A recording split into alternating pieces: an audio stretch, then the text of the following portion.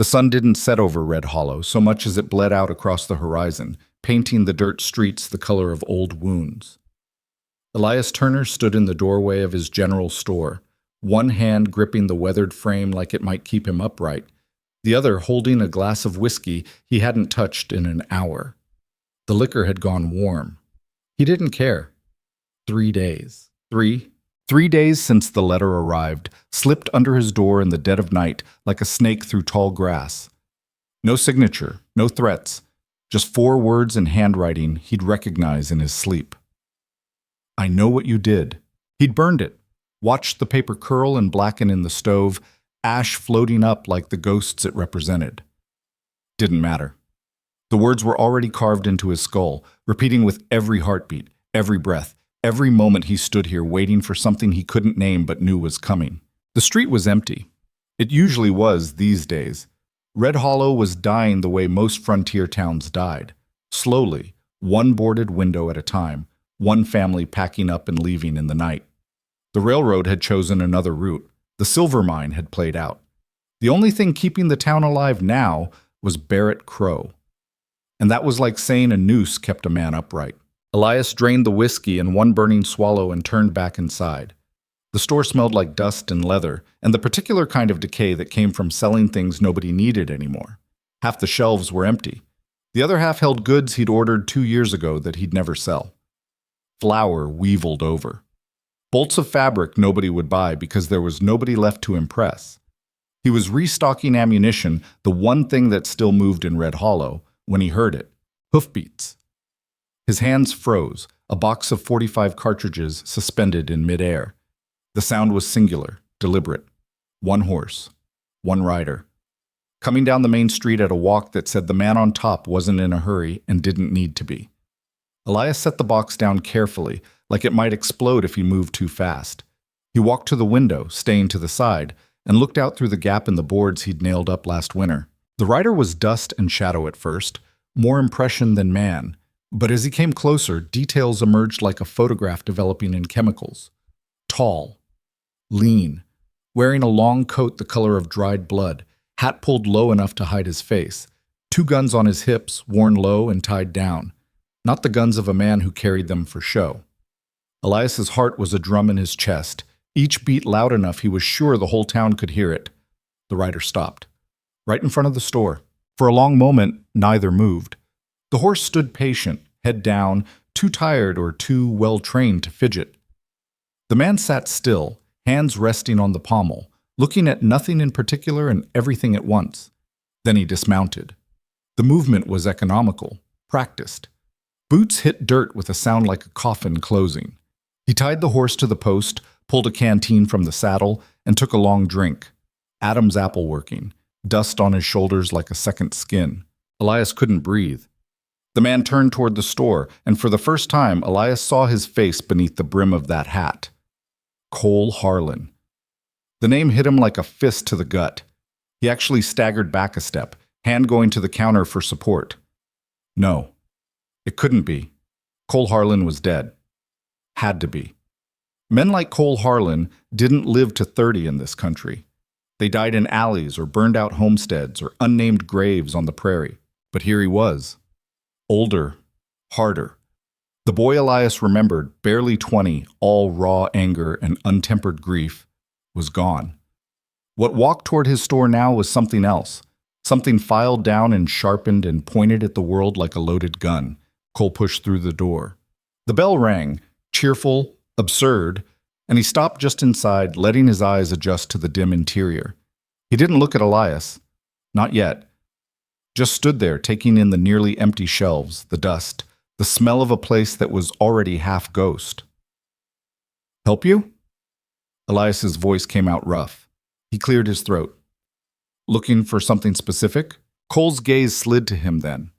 Blue eyes, pale as winter ice, set in a face that looked like it had been carved from granite and left out in the weather too long. A scar ran from his left temple to his jaw, pulling one corner of his mouth into something that might have been a smile on another man. "Water for the horse," Cole said. His voice was quiet, almost gentle. That made it worse somehow. "Cartridges. Beans if you have them." "Got all 3. Elias moved behind the counter, grateful for something to do with his hands. He pulled out a sack of dried beans, set it on the scarred wood, reached for the ammunition. What caliber? .45 long Colt. Of course it was. Elias pulled down 2 boxes, set them next to the beans. His hands were shaking. He clasped them together, squeezed until the knuckles went white. Cole was watching him now. Really watching. Those pale eyes moving over Elias's face like he was reading a book written in a language only he understood. You all right, friend? The word friend sat between them like a stone. Fine. Elias tried to smile. It felt like his face might crack. Just been a long day, long week, truth be told. I know the feeling. Cole moved to the window, looked out at the street. His hands stayed loose at his sides, but Elias could see the way his body held itself, coiled and ready. A man who expected trouble the way other men expected sunrise. Quiet town, Cole said. Dying town. Elias busied himself wrapping the beans in brown paper, tying it with string. Most folks left already. The ones who stayed, well, they got their reasons. What's yours? The question was casual. The weight behind it wasn't. Elias's hand stilled. Too old to start over. Too stubborn to quit. That's not a reason. That's an excuse. Before Elias could answer, the door opened again. 3 men walked in, and the temperature in the room dropped 10 degrees. They wore the same clothes they always wore, dusty range clothes, guns on their hips, boots that had walked through too much blood to ever come clean. But it was the way they carried themselves that marked them. Crow's men. You could always tell. They moved like they owned whatever ground they stood on because, in Red Hollow, they did. The one in front, Deacon, they called him, though Elias doubted that was his real name, smiled when he saw Cole. It was the kind of smile a cat gave before it bit the head off a mouse. Well now, Deacon said. Fresh meat. Cole didn't turn around. He stayed at the window looking out, but Elias saw his shoulders shift slightly, settling into something. Just passing through, Cole said. That's so. Deacon stepped further into the store. The other 2 fanned out on either side. Professional. They'd done this before. Funny thing, Mr. Crow don't much like strangers passing through, makes him nervous. And when Mr. Crow gets nervous, we get motivated to reduce his concerns, you understand? I understand you're between me and the door. Deacon's smile widened. That a problem? Could be. The air went tight. Elias could feel it, the way you could feel a storm coming before the first drop of rain. He opened his mouth to say, what? He didn't know. Stop this. Calm down. Get out of my store. But Cole spoke first, and his voice was still quiet, still almost gentle. Elias, he said, these men work for Barrett Crow? Elias froze. Cole knew his name, had known it all along. Yes, they do. And Barrett Crow runs this town? Has for 5 years now. Cole nodded, like this confirmed something he'd already suspected. He turned around slowly, hands still loose, still easy. But there was something in his eyes now, something old and dark and patient. That's interesting, Cole said.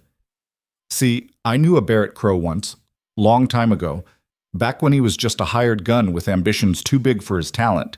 We had a disagreement. Deacon's smile was gone now. You want to elaborate on that? Not particularly. Mr. Crow's gonna want to know, I know what he'll want. Cole's voice didn't rise, but something in it changed, hardened. You can tell him Cole Harlan's in town. He'll remember the name. The effect was immediate. Deacon went pale. The man to his left actually took a step back, hand drifting toward his gun, and then stopping, like he'd thought better of it. Harlan, Deacon breathed, you're supposed to be dead? Cole's mouth twisted, not quite a smile. Yeah, I get that a lot. For a long moment, nobody moved. The store was silent, except for the tick of the clock on the wall and the rasp of Elias's breathing, too fast, too loud. Then Deacon made his choice. His hand went for his gun. What happened next happened fast enough that Elias's brain couldn't quite process it as individual movements. There was just before and after, and in the space between, the world reorganized itself around violence. Cole moved, not fast. Faster than fast. Like he'd known what Deacon would do before Deacon knew it himself. His right hand blurred, gun-clearing leather in a motion so smooth it looked like magic, and the first shot punched Deacon back into the shelves behind him. Cans of peaches and tomatoes exploded, red juice mixing with redder blood. The second man got his gun halfway out before Cole's second shot took him in the chest. He folded like a puppet with cut strings. The third man, younger, dumber, or braver than his companions, actually got off a shot. It went wide, splintering wood somewhere behind Cole's head. Cole's third shot didn't miss. The man spun, crashed through the front window in a shower of glass, and lay still in the street. 3 seconds, maybe 4. 3 men dead, and Cole Harlan standing there with smoke curling from his barrel, face expressionless as stone. Elias realized he was on the floor. He didn't remember getting there. His ears were ringing, the gunshots still echoing in the enclosed space, and there was a smell like copper and gunpowder and something else. Something primal. Cole walked to the door, looked out. The street was filling with people now, drawn by the shots, faces in windows, men in doorways, all of them staring at the body in the broken glass. "You know what you just did?" Elias's voice shook. "You know what this means?" Cole reloaded his gun with the same economical movements he'd used to dismount his horse. Click of the cylinder opening, brass cartridges dropping, new ones sliding in, click of the cylinder closing. "Yeah," he said, "it means we're going to have a conversation." He turned, and those pale eyes fixed on Elias like nails. "Because you're going to tell me, Elias Turner, exactly what you did 10 years ago that got my brother killed." The words hit Elias like bullets. His mouth opened, closed, opened again. I never, don't." Cole's voice was still quiet, still gentle, but there was iron underneath now. "I've been looking for you for a long time, followed a lot of cold trails, dead ends, but I knew eventually, if I waited long enough, the world would get small enough that our paths would cross. And here we are." Elias tried to stand. His legs wouldn't cooperate. "Cole, listen to me." "I am listening. I've been listening for 10 years, to every rumor, every whisper, every piece of the puzzle. And you know what I learned?" Cole holstered his gun. "I learned that my brother, James, you remember James, came to Red Hollow 10 years ago, before Crow took over, before any of this. He came looking for work, and he found it, guarding a payroll shipment for a mine that was still operational back then. Cole, that shipment never made it to its destination. The guards were killed. The money disappeared. And one of those guards was James Harlan, aged 23, who died face down in the dirt with 3 bullets in his back." Elias's vision was swimming. "It wasn't like that." "Then tell me what it was like." Cole crouched down, bringing himself eye level with Elias. "Because the way I heard it, someone gave up the route. Someone told the bandits exactly where that shipment would be, exactly when, and in exchange for that information, that someone got to live, got to walk away, maybe even got paid." "No." The word came out weak, broken. "The bandits were led by a man named Barrett Crow, who now runs this town. And the man who gave him the information, the man who got my brother killed, was a clerk at the mining office. A man named Elias Turner." Silence. Outside, Elias could hear voices, shouting. Someone was running. The town was waking up, realizing something had shifted. The balance they'd lived under for 5 years had just tilted. "I didn't know," Elias whispered. "I swear to you, Cole, I didn't know they'd kill anyone. Crow said it would be easy. In and out, nobody hurt. He said he lied. Yes, and you believed him. I was desperate. The mine was closing. I had debts. Crow offered me a way out, and I took it, and I've been paying for it every day since." Cole stood, looked down at him. And for a moment, Elias saw something flicker across that stone face. Not forgiveness, not even understanding, just recognition of one broken thing looking at another. "Yeah," Cole said softly. "I bet you have." The door crashed open. More of Crow's men, 6 or 7 of them, guns drawn. They stopped when they saw the bodies, when they saw Cole. The man in front, older, harder, with a face like tree bark, pointed his rifle at Cole's chest. "Drop the gun, mister. Nice and slow." Cole didn't move. "You shoot me, you'll get off 1 round, maybe. I'll get off 6. You want to do that math? There's 7 of us." "I counted. Makes it interesting. The standoff held. 7 guns pointing at one man, and somehow, impossibly, it felt even, balanced. Then a voice cut through the tension, calm, measured, carrying the weight of absolute authority. Gentlemen, let's not redecorate Mr. Turner's store any more than it already has been. The men parted and Barrett Crow walked through. He was older than Elias remembered, grayer, but age had refined him rather than diminished him. He wore a black suit, clean despite the dust, and moved with the confidence of a man who knew exactly how dangerous he was and didn't need to prove it. His eyes found Cole, and something passed between them. Recognition, memory, old business unfinished. "Cole Harlan," Crow said. "I'll be damned." "Probably," Cole agreed. Crow smiled. It didn't reach his eyes. "Last I heard, you were dead. People keep saying that. And yet here you are, in my town, killing my men." Crow looked at the bodies, expression unchanging. "That's going to require a response." "I'd be disappointed if it didn't." They stared at each other. 2 men who'd walked through fire and come out the other side carrying torches. Crow pulled out a pocket watch, checked it, snapped it closed. "It's late, and I'm not fond of conducting business in the street like common thugs. Tomorrow, dawn. You know the place." "I know it." "Good."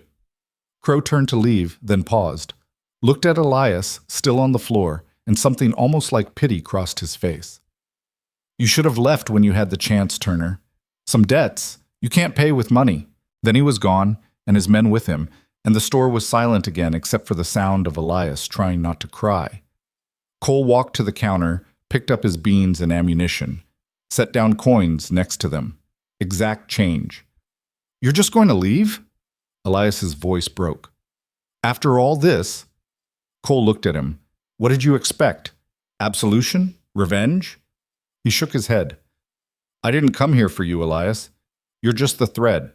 Crow's the knot. He'll kill you." "Maybe. This is my fault. All of it." "Yeah." Cole picked up his purchases. "It is. But that's the thing about guilt. It doesn't actually change anything.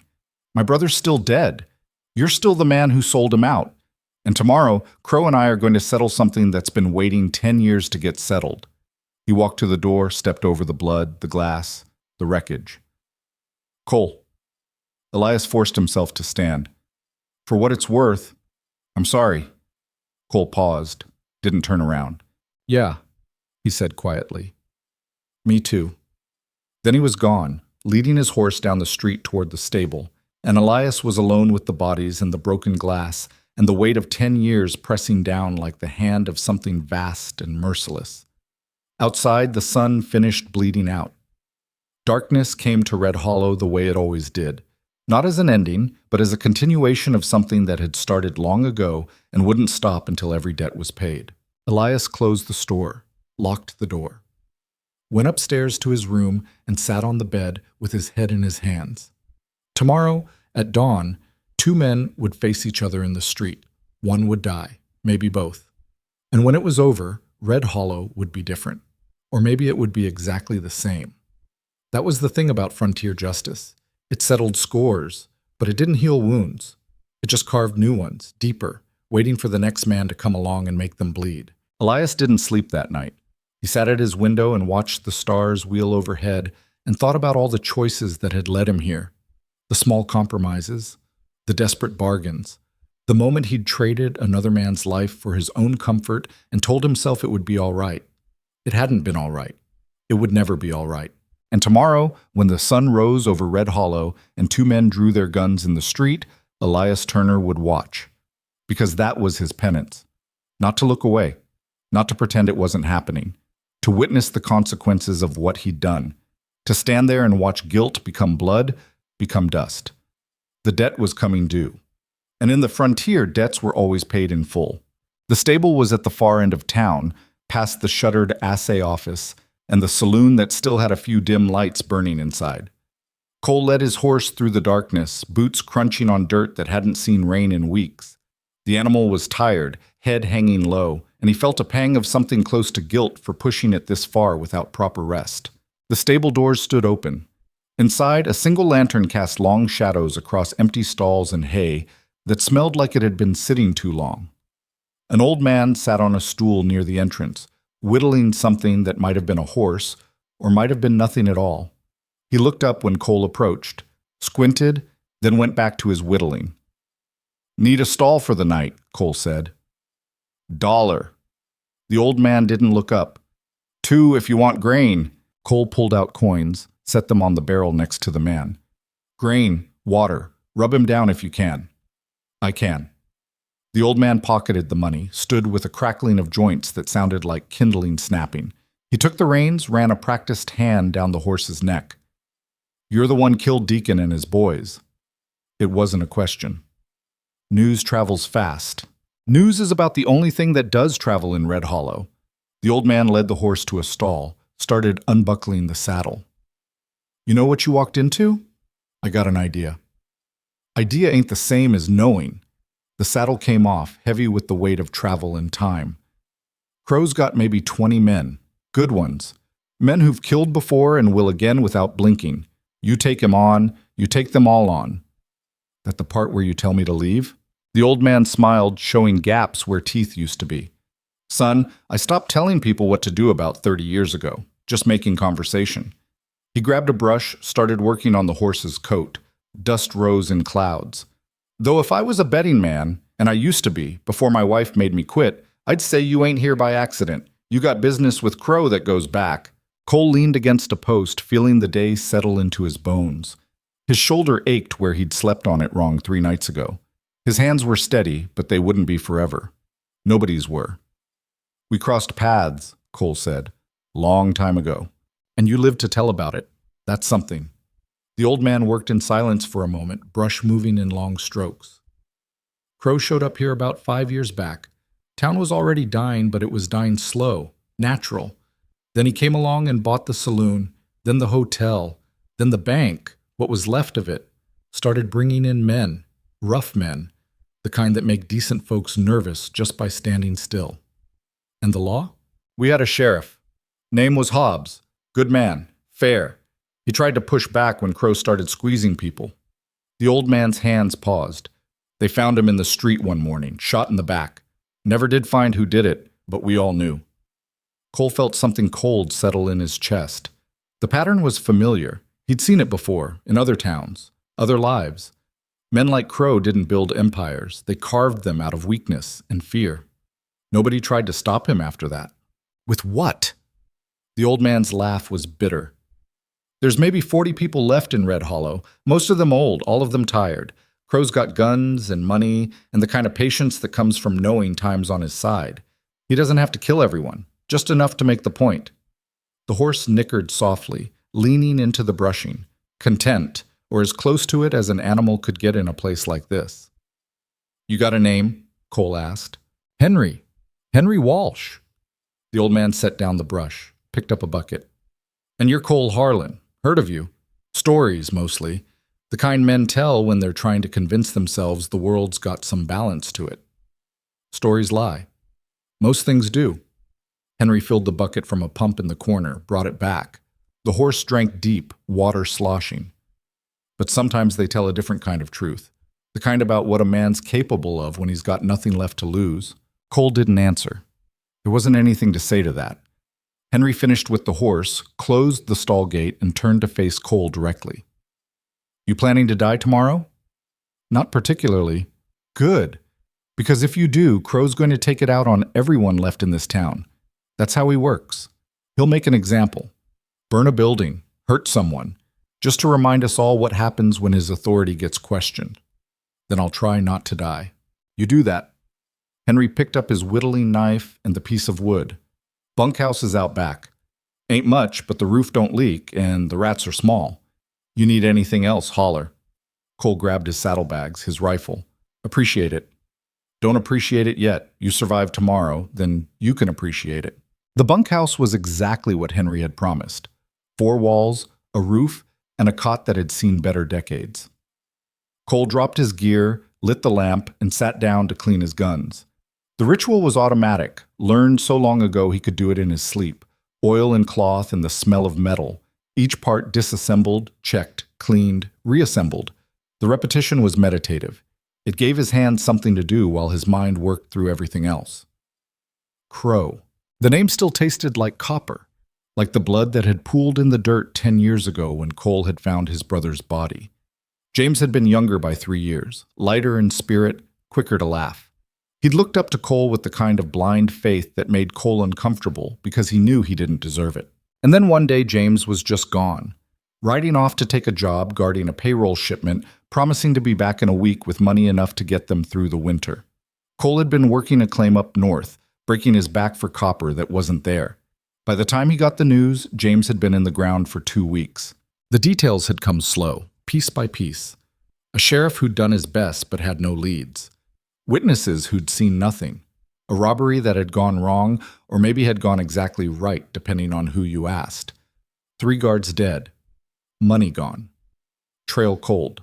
Cole had started digging. It was all he'd known how to do. Follow threads, ask questions, pay for information with the last of his money, and then with favors, and then with threats when favors ran out. He'd learned about the clerk who'd sold out the route, about the man who'd led the robbery, about the way Crow had disappeared after, vanishing into the territories like smoke. 5 years of searching, 5 years of dead ends and false leads, and nights when Cole had wondered if maybe it was better to just let it go. Let the dead stay dead. Move on. But he couldn't. Because James had trusted him, had looked up to him, had died thinking his big brother would make things right. And Cole Harlan didn't know how to do much, but he knew how to keep a promise. He finished with the guns, loaded them, set them on the crate next to the cot. Then he lay back, still dressed, hands behind his head, and stared at the ceiling. Sleep would come or it wouldn't. Either way, dawn was only a few hours off. Somewhere in town, a dog barked. Once, twice, then silence. Cole closed his eyes. The dream came like it always did. Not as images, but as feelings. The weight of a body in his arms, the smell of blood and gunpowder. His brother's face, pale and still, eyes open and seeing nothing. The knowledge, bone deep and permanent, that he'd failed the one person who'd counted on him most. He woke before dawn, throat tight, hands clenched. The room was dark except for the faint gray seeping through the cracks in the walls. He sat up, pulled on his boots, checked his guns again even though he'd checked them 3 hours ago. Outside, the air was cool and still, the kind of stillness that came before the world woke up and remembered it had business to attend to. Cole walked to the pump, worked the handle until water came and splashed his face. The cold was sharp, clarifying. He heard footsteps behind him, turned to find Elias standing there, looking like he hadn't slept either. The shopkeeper's face was drawn, eyes red-rimmed, and he held a cup of coffee in hands that shook just enough to be noticeable. "Figured you'd be up," Elias said. His voice was rough. "Brought you this." Cole took the coffee. It was black and bitter and exactly what he needed. "Thanks." They stood in silence, drinking. The sky was lightening now, stars fading one by one like candles being snuffed out. Somewhere a rooster crowed, optimistic or stupid enough to think a new day meant something. "I need to tell you the whole story," Elias said finally. Before whatever happens. "You don't owe me that." "Maybe not, but I owe it to myself." Elias sat down on the edge of the water trough, set his cup beside him. "I told you I was desperate. That was true, but it wasn't the whole truth." Cole waited. The coffee steamed in his hands. "I had a daughter," Elias said.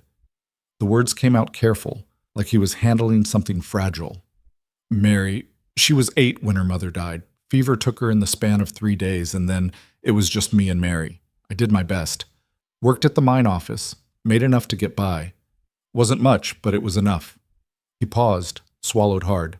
Then Mary got sick, that different kind of sick, something in her lungs. Doctor said she needed medicine, special medicine from back east. Said it would cost $200. Might as well have said $2,000. I didn't have it, couldn't borrow it. The mine was already closing. Everyone was broke or getting there.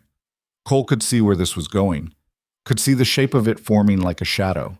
Crow found me in the saloon one night. I'd been drinking, feeling sorry for myself. He sat down, bought me another drink, and started talking. Said he knew about Mary, said he knew I needed money, said he could help if I was willing to help him back. The shipment route. Yeah. Elias's voice cracked. He made it sound simple. Easy. Nobody would get hurt, he said. They'd just take the money and go. The guards would hand it over without a fight. Everyone goes home safe. And you believed him. I wanted to believe him. That's different. Elias looked up and his eyes were wet. I told myself I didn't have a choice, that Mary's life was worth more than some abstract notion of right and wrong. I took his money, $200, exactly what I needed, and I told him when the shipment would go through and which route they'd take. The sun was cresting the horizon now, painting the sky red and gold. Beautiful. If you were the kind of person who could still see beauty in things. The next day I bought the medicine, gave it to Mary. She got better, started breathing easier, color coming back to her cheeks. I told myself I'd done the right thing, that saving her was all that mattered. And then 3 days later, I heard about the robbery, about the guards who'd been killed, about the man named James Harlan who died with bullets in his back. Elias's voice dropped to almost a whisper. I went to Crow, confronted him. He just smiled, said these things happen, said I should be grateful my daughter was alive and leave well enough alone. Cole's jaw was tight. What happened to Mary? Elias was quiet for a long moment. When he spoke again, his voice was empty. Fever came back 6 months later. Different fever, or maybe the same one. Medicine didn't work this time. She died in her sleep on a Tuesday morning. I buried her next to her mother. The words hung in the air like smoke. So I traded your brother's life for 6 more months with my daughter, Elias said, and then I lost her anyway. That's the truth. That's what I've been living with for 10 years. Cole didn't know what to say. Part of him wanted to rage, to grab Elias and shake him until something broke. But another part, the part that had seen enough of the world to know how it worked, just felt tired. Why'd you stay? Cole asked. After Mary died. Why not leave? Where would I go? Elias looked around at the dying town, the empty streets. This is all I got. This store, these people who won't talk to me but won't run me out either. It's my punishment, staying here, watching Crow walk around like he owns the place, knowing I helped him get it. He stood, picked up his cup. I don't expect you to forgive me. Don't expect you to understand. Just wanted you to know it wasn't just greed. It was love. Desperate, stupid love that made me do a terrible thing. Doesn't make it right. But it's the truth. Cole finished his coffee, set the cup down. You said Crow's been here 5 years. Where was he before that? Ran guns up near the border from what I heard. Made enough money to go legitimate. Came here because nobody else wanted the place. He married? Got family? No family, no ties, just him and his men in this town he's slowly crushing to death. The sky was fully light now. The street was still empty, but it wouldn't be for long. People would be waking up, looking out their windows, waiting to see what happened next. You should get inside, Cole said.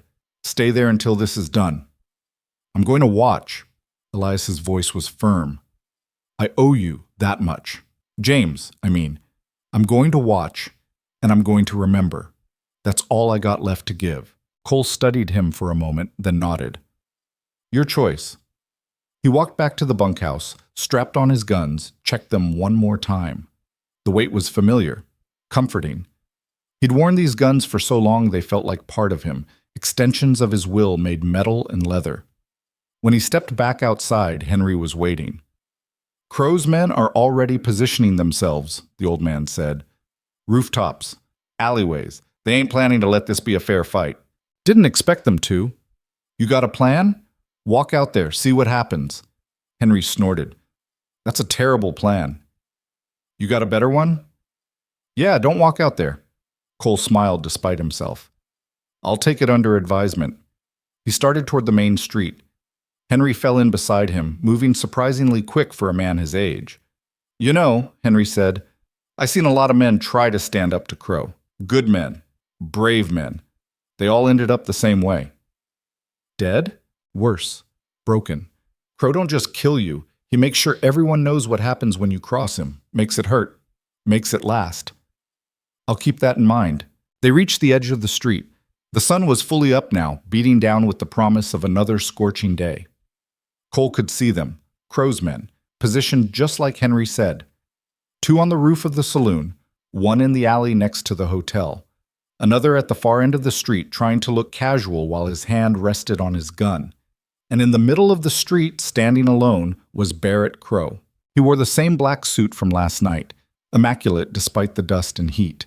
His hands hung loose at his sides, and on his hip was a single gun in a holster that had been used enough to be broken in, but not so much as to be worn out. Cole stepped into the street. The world seemed to hold its breath. "Right on time," Crow called out. His voice carried clear and easy. "I appreciate punctuality in a man." Cole walked forward until there was maybe 30 feet between them. Close enough to talk. Close enough to shoot. The math of distance and bullets. "Called you out, didn't I?" Cole said. "You did. And here I am." Crow smiled. "Though I'm curious, do you actually expect to walk away from this?" "I expect to finish what we started 10 years ago." "Ah, yes. Your brother. James, wasn't it?" Crow's tone was conversational, clinical. "I remember him, young, idealistic, made the mistake of thinking honor was worth more than gold. He made the mistake of trusting you'd keep your word. Same thing, really." Crow took a step forward. Just one. Testing. "I told him and the other guards they could walk away.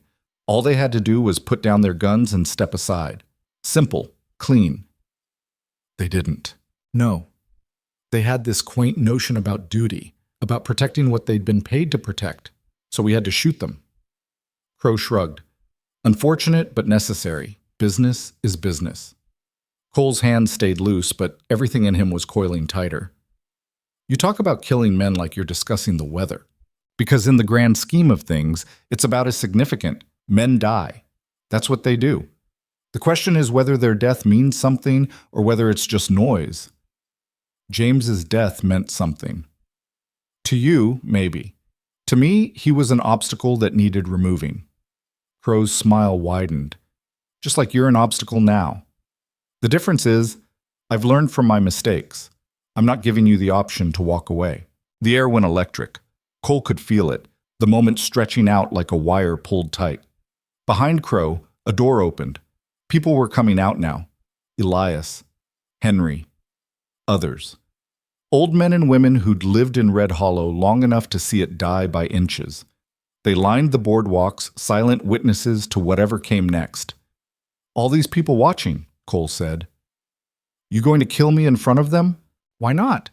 Let them see what happens when someone challenges me. It's good business. Keeps everyone else in line." Crow's hand drifted closer to his gun. Casual. Deliberate. "Last chance, Harlan.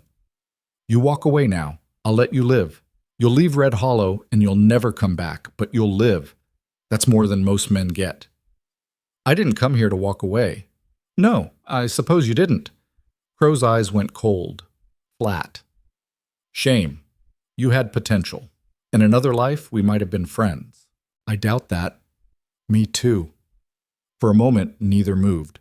Two men standing in the sun, shadows pooling at their feet, the weight of history pressing down like a physical thing. Then Crow's hand moved. Fast. Faster than Cole expected. The gun clearing leather in a blur of motion that spoke of practice and skill and the kind of confidence that came from never having lost. But Cole was already moving too. His draw was different, not faster, but more efficient. Economy of motion learned from 10 years of surviving when other men didn't. His hand found the grip, thumb pulling the hammer back even as the gun came up, and the world narrowed to a single point of focus. Crow's gun was level. Aimed. Finger tightening on the trigger. Cole fired. The shot was thunder in the stillness. The bullet took Crow in the right shoulder, spinning him, his own shot going wild and high, punching through a window somewhere behind Cole. Crow staggered, but didn't fall. His left hand crossed his body, going for the gun that had fallen from his right. Pain written across his face, but not stopping him, not even slowing him down. Cole fired again. This one caught Crow in the chest. Center mass, the kind of shot that put men down and kept them there. Crow fell to his knees, blood spreading across the front of that immaculate black suit, turning it dark and wet. His hand was still moving, still reaching for the gun, and Cole felt something almost like respect. The third shot hit Crow in the head. He fell forward into the dust and didn't move again. Silence. Cole stood there, gun still raised, smoke curling from the barrel. waiting for Crow's men to make their move, waiting for the bullets to come from the rooftops and alleyways. But nothing happened. The men on the roof stood frozen. The one in the alley took a step back, then another, and the one at the end of the street turned and walked away, not running, but not staying either. Henry stepped forward, looked at Crow's body, then at Cole. "Well," he said, "that's that, I guess." Cole lowered his gun. His hands were steady, but he could feel the adrenaline starting to drain, leaving him hollow and tired. He'd imagined this moment 1,000 times. The confrontation, the shooting, Crow falling. But he'd never imagined what came after. The silence, the emptiness, the fact that James was still dead and always would be. Elias was walking toward him now, face pale, hands shaking. He stopped a few feet away, looking down at Crow's body like he couldn't quite believe it was real. "Is it over?" Elias asked. "For him it is. I mean, the town. Crow's men. Are they going to—" "They'll leave." Cole holstered his gun. Crow was the center. Without him, they're just hired guns with nobody to pay them. They'll scatter, find new work, new bosses. And us? Cole looked around at the people on the boardwalks, old and tired and beaten down by years of living under Crow's thumb. Free now, or as free as people ever got in places like this. "That's up to you," he said. He walked to Crow's body, knelt down, and went through the pockets, found a wallet thick with cash, a pocket watch, a key on a chain. "What are you doing?" Elias asked. Crow owned buildings, businesses. Somebody's got to deal with that. Cole handed the key to Henry. "Bank vault. Whatever's in there probably belongs to the town more than it belongs to him." Henry took the key, turned it over in his hands like it might bite. "You're just giving this away?" "I didn't come here for money." Cole stood, looked down at Crow one last time. The man who'd killed his brother. The man who'd built an empire on fear and blood and the weakness of others, dead in the dirt like anyone else. It should have felt like something. Victory, justice, closure. Just felt tired. "I'm going to get my horse," Cole said. "Then I'm leaving." "Wait," Elias grabbed his arm. "You can't just, after everything, don't you want—" "Want what?" Cole pulled his arm free, not rough but firm. "My brother back? Can't have that. Crow dead? Got that. What else is there?" "I don't know. Something, anything." Elias's voice broke. "Just don't leave thinking this didn't matter, that he didn't matter." Cole was quiet for a moment. Then he reached into his pocket and pulled out something small, a worn photograph, edges soft from handling. He looked at it once, James's face, young and smiling, forever 23, then handed it to Elias. "You keep that," Cole said. "Remember what your choice cost. Not so you can punish yourself, so you can do better, make different choices, help people instead of selling them out." Elias took the photograph with trembling hands. Nobody deserves anything. We just get what we get and do what we can with it." Cole turned away. "You want to make things right? Start with that key. Use what's in the vault to help this town. Give people a reason to stay instead of a reason to leave. That's better than sorry. That's better than guilt." He walked toward the stable. Behind him, he could hear voices starting to rise. People talking, some crying.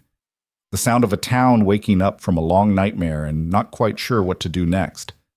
Henry caught up with him at the stable door. "You really leaving?" "Nothing keeping me here." "Where you headed?" Cole shrugged. "Don't know, somewhere else." "That's a big place." "Yeah." Cole saddled his horse, checked the straps, made sure everything was secure. The animal was rested, fed, ready to go. "Appreciate you taking care of him. Appreciate you taking care of Crow." Henry hesitated. "For what it's worth, you did a good thing here today." "Killing a man's never good." "Maybe not, but killing the right man at the right time." Henry smiled. "That's about as close as we get." Cole led the horse out into the sunlight. The street was busy now, people gathered around Crow's body, others heading toward the bank with that key Henry held. The town was already changing, already becoming something different. He mounted up, settled into the saddle. From here he could see most of Red Hollow spread out before him, dying, maybe, but not dead yet. Elias was standing in front of his store, the photograph still in his hands. He raised one hand in something between a wave and a salute. Cole nodded back. Then he turned his horse and rode out of town the same way he'd ridden in, alone, dust rising behind him, the sun climbing higher in a sky that went on forever. He didn't look back. There was nothing behind him worth seeing. The frontier was full of towns like Red Hollow, places where people made bad choices and lived with the consequences. Places where men like Crow carved out kingdoms and men like James died for nothing. Places where guilt and grief sat heavy enough to crush you if you let them.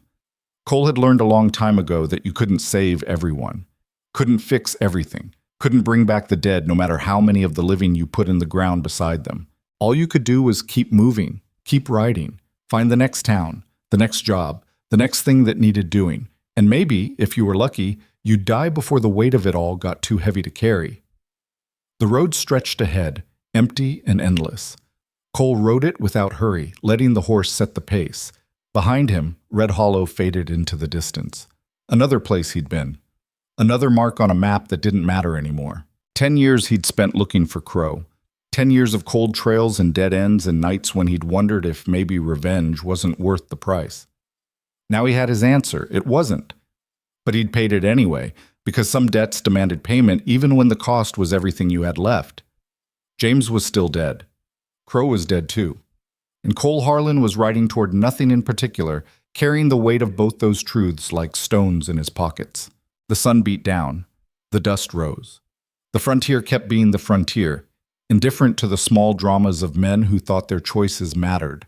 And somewhere behind him, in a dying town called Red Hollow, people were learning to live without fear for the first time in 5 years. Maybe that was enough. Maybe it wasn't.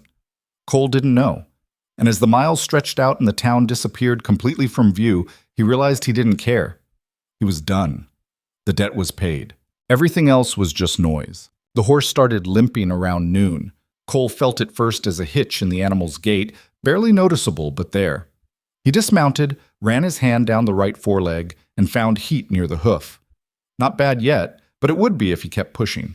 He cursed under his breath, looked around at the emptiness stretching in every direction, and made the calculation every rider dreaded: walk or risk crippling the horse permanently. He chose to walk. The sun was merciless, beating down on his hat and shoulders like something with weight and intent. His canteen was half empty. The nearest town, according to the last signpost, was 15 miles east, a place called Copper Springs that probably didn't exist anymore. Towns out here had a way of disappearing between one season and the next, swallowed by dust and economic reality. He led the horse slowly, letting it set the pace. His boots raised small clouds with each step. The landscape was rock and scrub and the occasional skeleton of something that had once been alive. Beautiful in its own harsh way, if you had the mind for it. Cole didn't. His thoughts kept circling back to Red Hollow, to Crow falling in the street, to Elias's face when Cole had handed him that photograph, to the weight of 10 years lifting and leaving nothing but emptiness in its place. He thought killing Crow would change something, fix something. But James was still dead, and Cole was still walking through the desert with a lame horse and nowhere particular to go. Some debts, it turned out, couldn't be paid. They could only be carried until the weight of them broke you or you found a way to set them down. Cole hadn't figured out how to do the second part yet. 3 hours of walking brought him to a creek bed. Dry, mostly, but there was enough water pooled in the shadows of rocks that the horse could drink. Cole filled his canteen, drank deep, and sat down in what passed for shade. His feet ached. His shoulder, the one that had taken a bullet 2 years ago and never quite healed right, was sending sharp pains up into his neck. He closed his eyes, just for a moment. When he opened them, the sun had moved and there was a man standing 20 feet away, watching him. Cole's hand went to his gun, but the man held up both hands, palms out. "Easy," the man said. "Just passing through. Saw you from the ridge and thought I'd check you were all right." He was older than Cole by maybe a decade, wearing trail clothes that had seen hard use and a hat with a hole in the brim. His horse, a sturdy mare that looked like she could walk forever, stood patient behind him. No visible weapons, but that didn't mean much. "I'm fine," Cole said. His hand stayed near his gun. "Horse looks lame. Good eye. I got liniment. Might help." The man gestured to his saddlebags. "Mind if I come closer?" Cole studied him. Read the lines in his face, the way he held himself. the particular kind of weariness that came from living long enough to know the world didn't owe you anything. Not a threat, probably. Slow, Cole said. The man approached carefully, keeping his hands visible. He dug into his saddlebag and pulled out a small bottle of something amber, uncorked it, and the smell of camphor and other things filled the air. May I? He nodded toward Cole's horse. Cole stood, stepped back, watched as the man examined the hoof, made a soft sound in his throat, and started working the liniment into the joint. The horse nickered, but didn't pull away. Not too bad, the man said. Needs rest more than anything. Push it now, you'll be walking for a week. How far to the next town? Copper Springs is gone, dried up last year, but there's a way station about 6 miles north. Woman named Sarah runs it. She'll let you stable the horse, maybe trade for a fresh one if you got coin. 6 miles. Might as well be 60 with the horse like this. The man must have read his expression because he smiled. I'm headed that way myself. You can ride double with me if you don't mind the company. Lead your horse behind. Why would you do that? Why wouldn't I? The man corked the bottle, stood, brushed dust from his knees. Desert's big enough without making it bigger by avoiding people. Cole considered. Every instinct told him to refuse, to stay alone, to not owe anyone anything. But his feet hurt, and his shoulder hurt, and the idea of walking 6 more miles in this heat made everything hurt worse. All right, he said, but I pay my own way at the station. Wouldn't expect otherwise. The man stuck out his hand. Name's William. William Frost. Cole shook it. Cole. Just Cole? Just Cole. William smiled like that was answer enough. He mounted up, pulled his foot from the stirrup so Cole could use it. Cole swung up behind him, feeling awkward and off balance. It had been years since he'd ridden double. They started north, Cole's horse trailing on a lead rope. The rhythm was different from riding alone. Less isolated, more aware of another person's breathing and movement. William didn't try to fill the silence with talk, and Cole appreciated that. After a mile, though, William spoke. You come from Red Hollow? Cole went still. What makes you think that? Saw the dust cloud from the direction 2 days ago, and you got the look of a man who just finished something he started a long time ago. William's voice was matter of fact. Plus there was talk. Travelers spread word fast out here. Said someone finally stood up to Barrett Crow. You knew Crow? Knew of him. We crossed paths once, years back. He tried to recruit me for a job. I declined. William paused. He took it poorly. You're still alive. Barely. He shot me, left me for dead in a gully outside Tombstone. I crawled out, healed up, and made it a point to be wherever he wasn't. William shifted in the saddle. When I heard someone had killed him, I'll admit I felt something. Relief, maybe. Or just the absence of a weight I'd been carrying. Cole understood that. The absence of weight. The space where something heavy used to be. He had it coming, Cole said. Most men do. Doesn't mean they get it. William glanced back over his shoulder. But he did, thanks to you. So if I'm helping you to a way station, consider it a thank you. One man who Crow wronged to another. They rode in silence after that. The sun tracked across the sky, throwing their shadow long and thin across the dirt.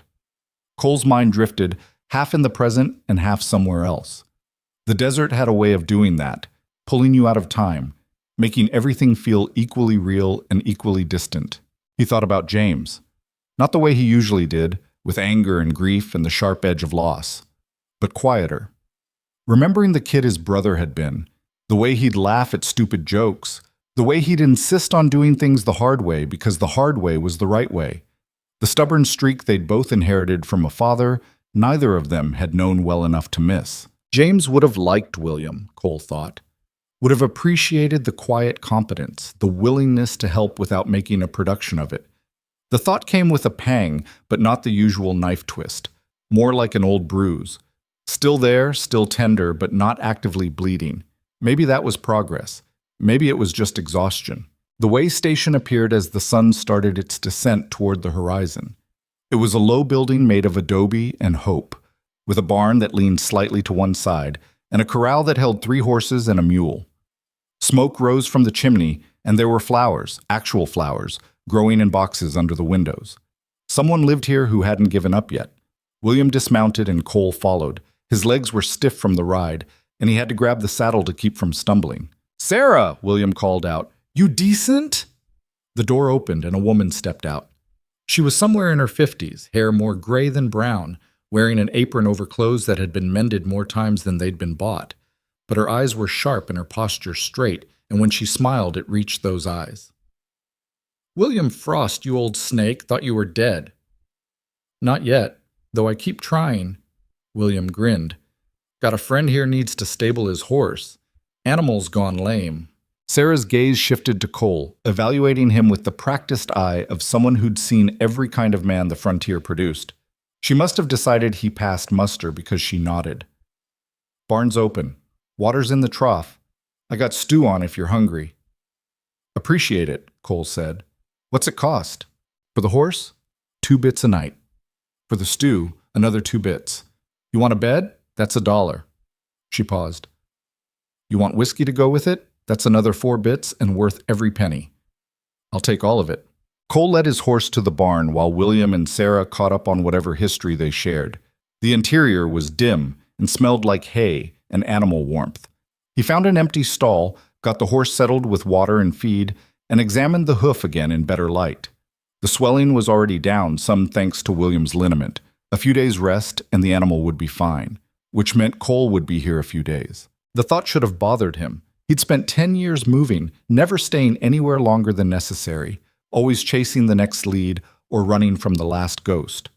But standing in this barn, listening to the quiet sounds of horses shifting and wind moving through cracks in the walls, he felt something unexpected. Tired. Not the physical kind, though that was there too, but a deeper exhaustion. The kind that came from carrying the same burden for so long you'd forgotten what it felt like to set it down. He made his way back to the main building. Inside was a single room that served as kitchen, dining area, and common space. A stone fireplace took up one wall, a table with mismatched chairs occupied the center, and shelves lined with supplies and personal items filled the gaps. It was cramped and cluttered and somehow welcoming. Sarah ladled stew into wooden bowls, set them on the table along with bread that was only slightly stale. William was already eating, and he gestured for Cole to sit. The stew was good. Better than good. Venison and vegetables and something else Cole couldn't identify but didn't care because it was hot and filling and the first real meal he'd had in 3 days. "You cook like this often?" he asked Sarah. "Often as I can. Gets lonely out here. Cooking for people reminds me there's still folks in the world worth feeding." She sat down with her own bowl. "William says you come from Red Hollow." Cole glanced at William, who shrugged. "News travels," William said. "Might as well get ahead of it." "I was there," Cole admitted, "passing through." "Heard Barrett Crow's dead. That true?" "Yeah." Sarah was quiet for a moment, spoon halfway to her mouth. Then she set it down, stood, and walked to a shelf. She pulled down a bottle of whiskey, the good kind from the look of it, and 3 glasses. "Then we're drinking," she said, "because that man had a reckoning coming for a long time." She poured 3 generous measures, handed them out, raised her glass. "To the death of tyrants," she said, "and to whatever poor soul had the guts to make it happen." They drank. The whiskey burned going down, settled warm in Cole's stomach. He could feel Sarah and William watching him, questions unasked but present. "You want to know if I killed him," Cole said. "Want to and need to are different things," Sarah replied. "But if you did, I'd like to shake your hand. Crow burned my husband's freight business to the ground 8 years ago when Richard refused to pay protection money. Richard tried to rebuild, worked himself to death doing it. Literally. Heart gave out while he was loading a wagon." She poured another round. "So yeah, I'm glad he's dead. And if you're the one who did it, I'm buying your drinks tonight." Cole looked at her. At William. At 2 people who'd been hurt by the same man in different ways and different times. The frontier was full of stories like that. Crow's victims scattered across the territories like shells on a beach. "I did it," Cole said. "For my brother. Crow killed him 10 years ago." Sarah reached across the table and shook his hand. Her grip was firm, calloused from work. "Good," she said simply. "Now eat your stew before it gets cold." They ate in comfortable silence for a while. The light coming through the windows turned golden, then orange, then faded to purple. Sarah lit lamps, and the room filled with warm light that pushed back the darkness outside. "You got a plan?" William asked eventually. "After your horse heals up?" Cole shook his head. Move on, I guess, find work, same as always. That's not a plan. That's just existing. What else is there? William and Sarah exchanged a look. Some kind of silent communication that came from knowing someone long enough to not need words. There might be something, Sarah said carefully. If you're interested. Cole waited. I'm getting too old to run this place alone, she continued, and it's too much work for one person anyway. I've been thinking about taking on a partner, someone who can help with the heavy work, deal with the rougher customers, keep things running. You don't know me. True, but William does, well enough to bring you here. And you got honest eyes. Well, honest for a man who kills people. She smiled slightly. I'm not asking for a commitment, just saying if you need a place to rest for a while, figure out what's next, you could do it here. Work for your keep, see if it suits you.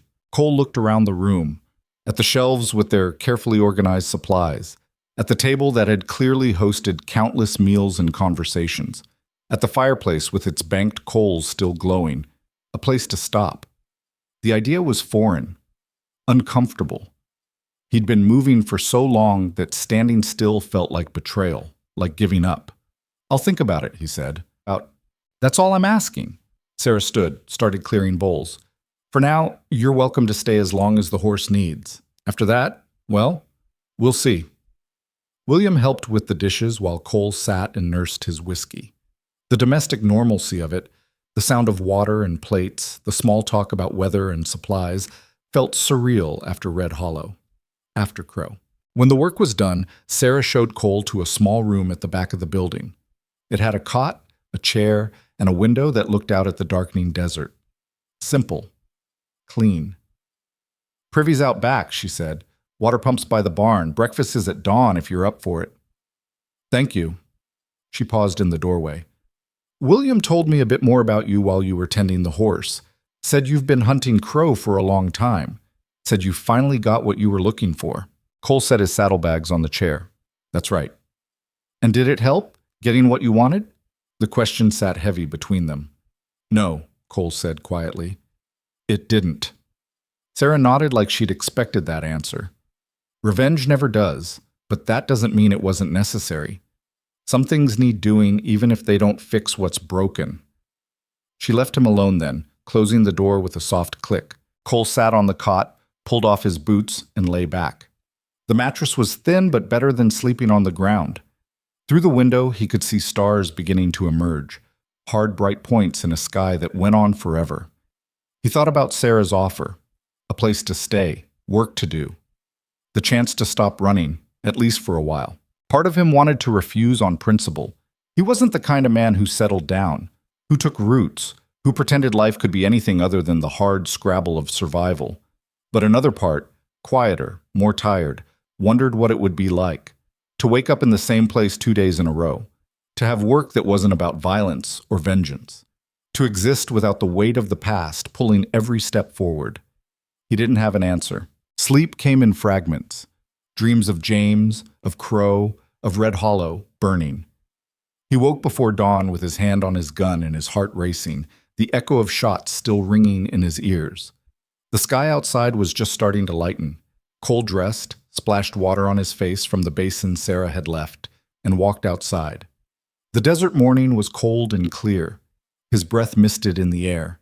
Somewhere a coyote called, lonely and distant. He walked to the barn, checked on his horse. The animal was resting, weight off the bad leg. Cole ran his hand down the horse's neck, felt the warmth of living muscle and bone. We'll stay a few days, he said quietly, just until you're healed. Then we'll figure out what's next. The horse didn't answer, but something in Cole felt settled by saying it out loud, making a decision, even a temporary one. He heard footsteps and turned to find William approaching, carrying 2 cups of coffee. He handed one to Cole. Thought you might be up, William said.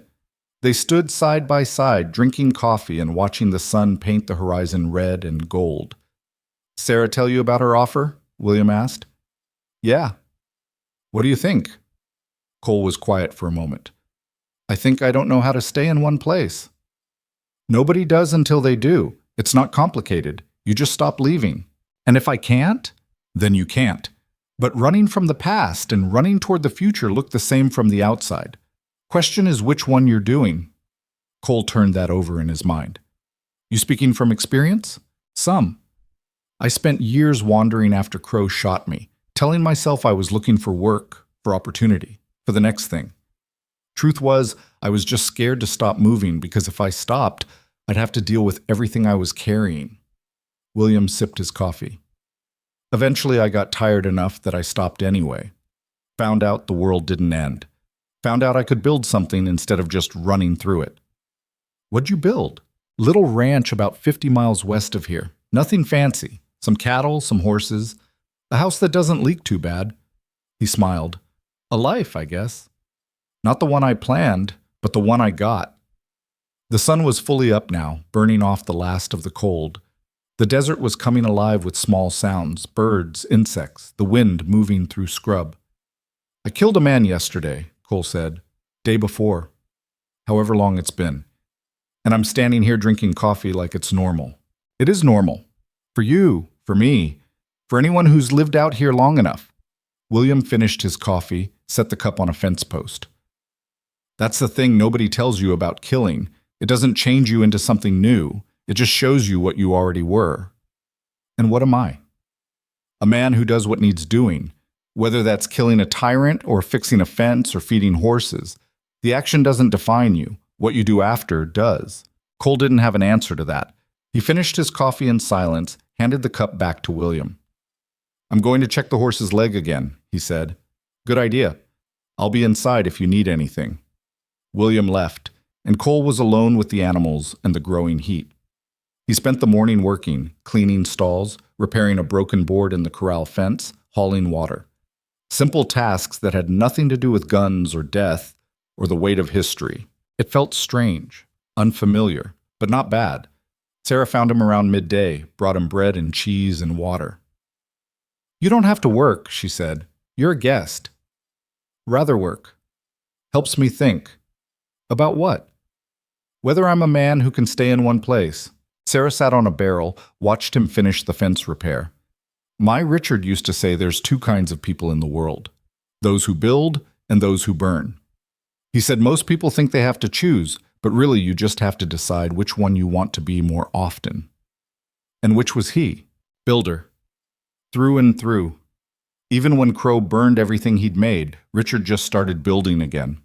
Her voice caught. Killed him, in the end. But he died building. That mattered to him. Cole hammered in the last nail, tested the board. Solid. I've spent 10 years burning, he said. Don't know if I remember how to build. Then learn. You're not dead yet. Sarah stood, brushed dust from her skirt. Offer stands, Cole, no pressure. But if you want to try staying still for a while, find out what that's like, this is as good a place as any. She left him to his work. Cole spent the rest of the day in motion, fixing things, moving things, organizing things. The kind of work that let his mind wander while his hands stayed busy. He thought about Red Hollow, about Elias standing in the street with that photograph, about Henry with the key to the bank vault, about a town that might actually have a chance now that Crow was gone. He thought about James. The real James, not the angry ghost Cole had been carrying, the kid who'd wanted to see the ocean someday, who'd been good with animals and terrible at cards, who'd trusted his older brother to keep him safe and died anyway. He thought about what William had said, that killing shows you what you already are. Cole had always thought of himself as someone shaped by loss, defined by it, a man carved hollow by grief and filled with anger. But standing here in this barn, doing honest work under an honest sun, he wondered if maybe that was just a story he'd been telling himself. An excuse to keep moving, keep fighting, keep existing in the narrow space between what he'd lost and what he might lose next. Maybe there was another story, one where he was more than just his brother's vengeance, more than the sum of his scars and regrets. Maybe. The sun was setting when he finally stopped working. His hands were dirty, his shirt was soaked with sweat, and every muscle ached. But it was the good kind of ache, the kind that came from building instead of burning. He washed up at the pump, changed into clean clothes, and made his way to the main building. Inside, Sarah and William were setting the table for dinner. The smell of cooking meat filled the air. You look tired, Sarah observed. I am. Good tired or bad tired? Cole thought about it. Good, I think. They ate together, the three of them, passing food and making small talk about nothing important. What needed fixing around the station? Whether the rains would come this year? The best way to treat a lame horse? Normal conversation, the kind people had when they weren't running from anything or toward anything, just existing in the present moment. After dinner, William announced he'd be leaving in the morning. Had business to attend to back at his ranch. "You're welcome to come with," he told Cole. "Always need good hands. Pays not much, but the work's honest." "Appreciate it," Cole said. "But I think I'll stay here a bit until the horse is ready." William nodded. "Fair enough. You change your mind, you know where to find me." They shook hands, and Cole felt something pass between them. Understanding, maybe. Or just recognition. Two men who'd survived what they'd survived and found a way to keep going. That night, Cole slept deeper than he had in months. No dreams of Crow or James or Red Hollow, just darkness and rest and the sound of wind outside the window. When he woke, William was gone. Sarah was already up, making breakfast, and the station was settling into its daily rhythm. Cole checked the horse, improving, then asked Sarah what needed doing. "Roof's got a leak over the storage room," she said. "Been meaning to fix it, but I can't climb like I used to." "I'll take a look." He spent the day on the roof, replacing damaged tiles and sealing gaps. From up there he could see for miles, the desert stretching out in every direction, vast and empty and somehow peaceful. Below, Sarah went about her work. A traveler stopped for water and supplies, stayed for lunch, moved on. The mule in the corral brayed at nothing in particular. Life, small and steady and unconcerned with the weight of history. Cole realized he'd been up here for 3 hours and hadn't thought about Crow once. The realization hit him like a physical thing. He sat back, hammer in hand, and just breathed. For 10 years, Crow had occupied space in his head. Every decision, every choice, every road taken or not taken had been in service of eventually finding the man and making him pay. And now Crow was gone, and Cole was sitting on a roof fixing tiles, and the world kept turning like none of it had mattered. Maybe it hadn't, or maybe it had mattered in ways Cole couldn't see yet, ways that would only become clear with time and distance. He finished the roof as the sun dipped low, climbed down, tested his work from inside. The leak was fixed. Sarah inspected it, nodded approval. "Good work. You keep this up, I might have to make that offer permanent." "Might take you up on it," Cole heard himself say. The word surprised him, but once they were out, he didn't want to take them back. Sarah smiled. "Let's see how you feel in a week. Ask me again then." That night, Cole sat outside and watched the stars. His horse was healing, the work here was good, and for the first time since James died, Cole felt something other than the drive to keep moving. He felt the possibility of staying. It scared him more than facing Crow had, but he didn't run from it. He just sat there, breathing in the desert air, listening to the quiet sounds of night, and let the feeling exist without trying to fix it, or fight it, or understand it. Tomorrow he'd check the horse again. Maybe do more repairs. Maybe help Sarah with whatever needed helping with. And the day after that, he'd do it again. Small steps, small choices, building instead of burning. It wasn't forgiveness, it wasn't redemption. It wasn't closure or healing or any of the things people talked about when they talked about moving on. It was just him, sitting under stars, deciding that maybe tomorrow didn't have to look like yesterday. Maybe that was enough. The night stretched on, vast and patient. Cole stayed outside until the cold drove him in, then slept without dreams and woke to another day of possibility. The debt was paid. The ghost was laid to rest. What came next was up to him. A week became 2, and 2 became a month. And somewhere in that stretch of days, Cole stopped counting.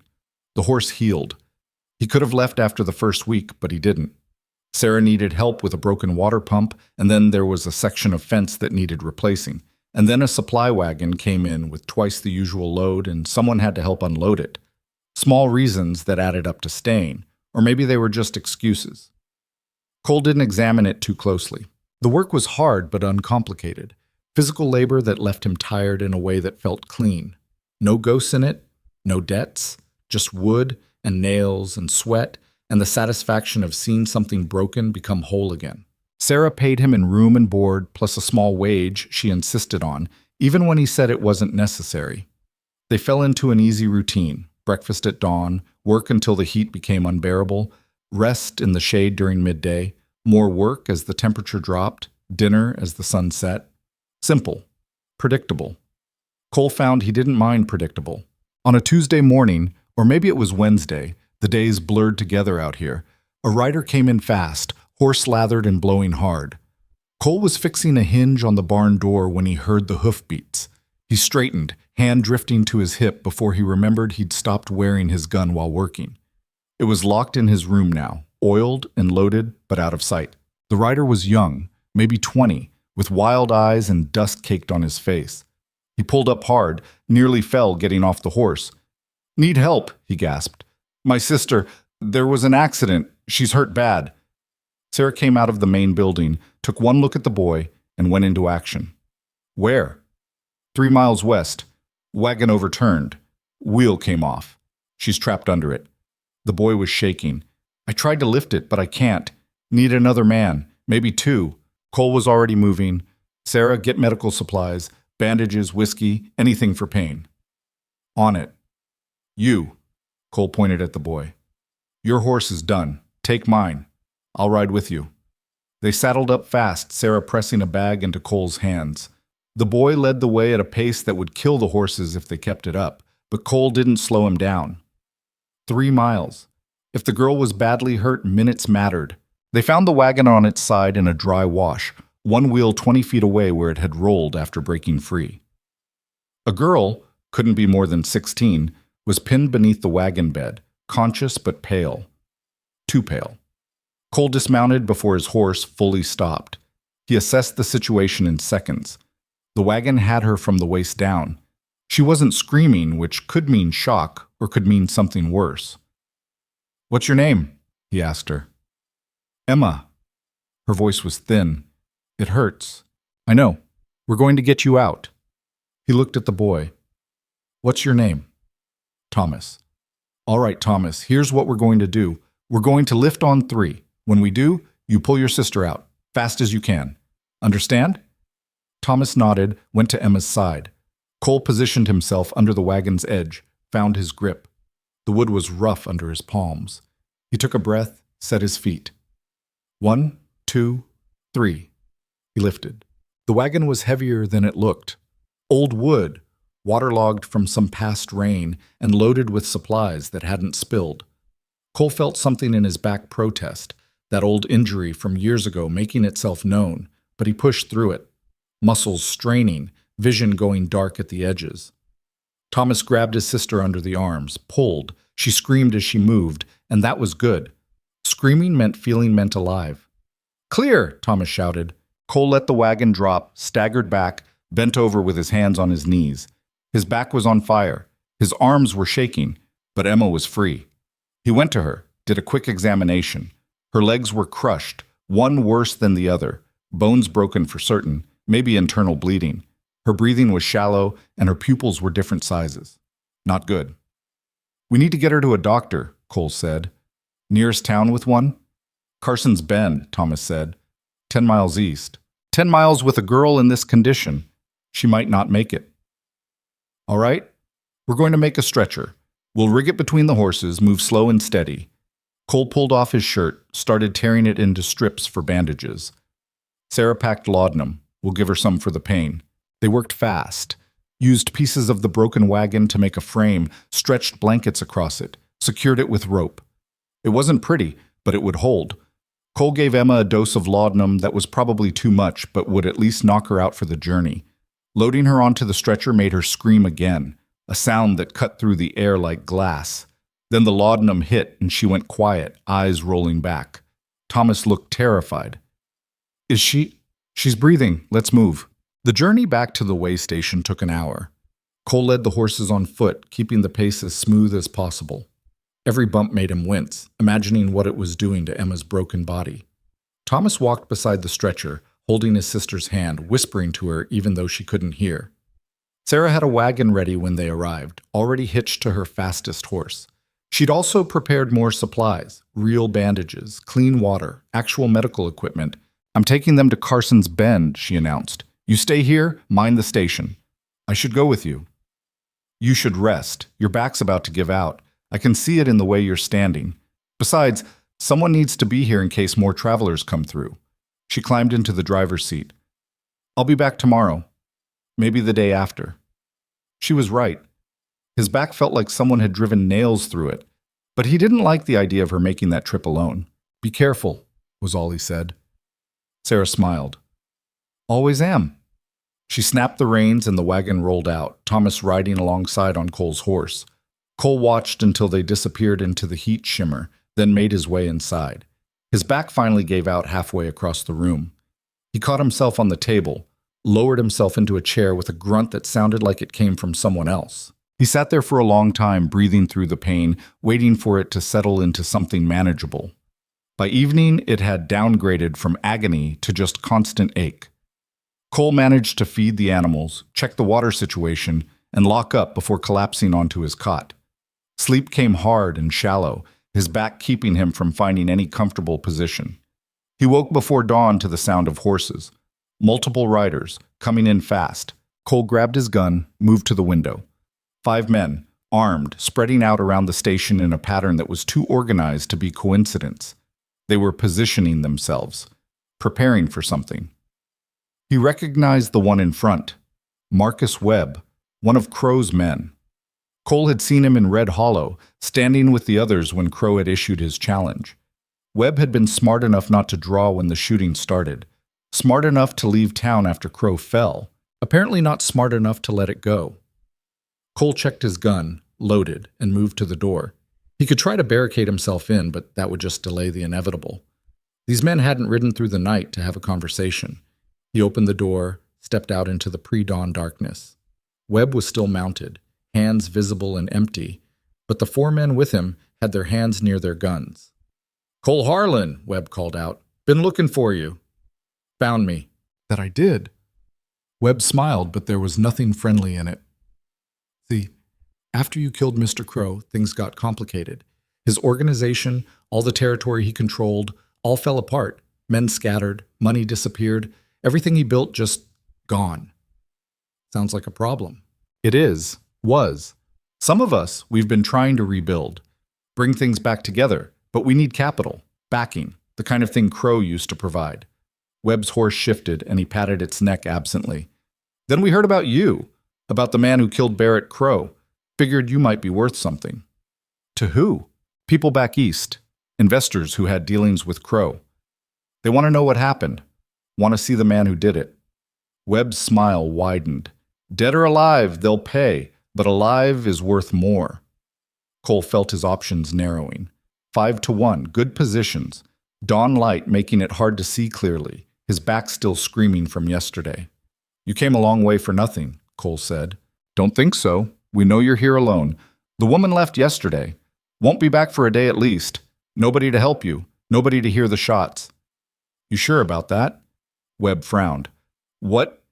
"The shot came from the roof of the barn.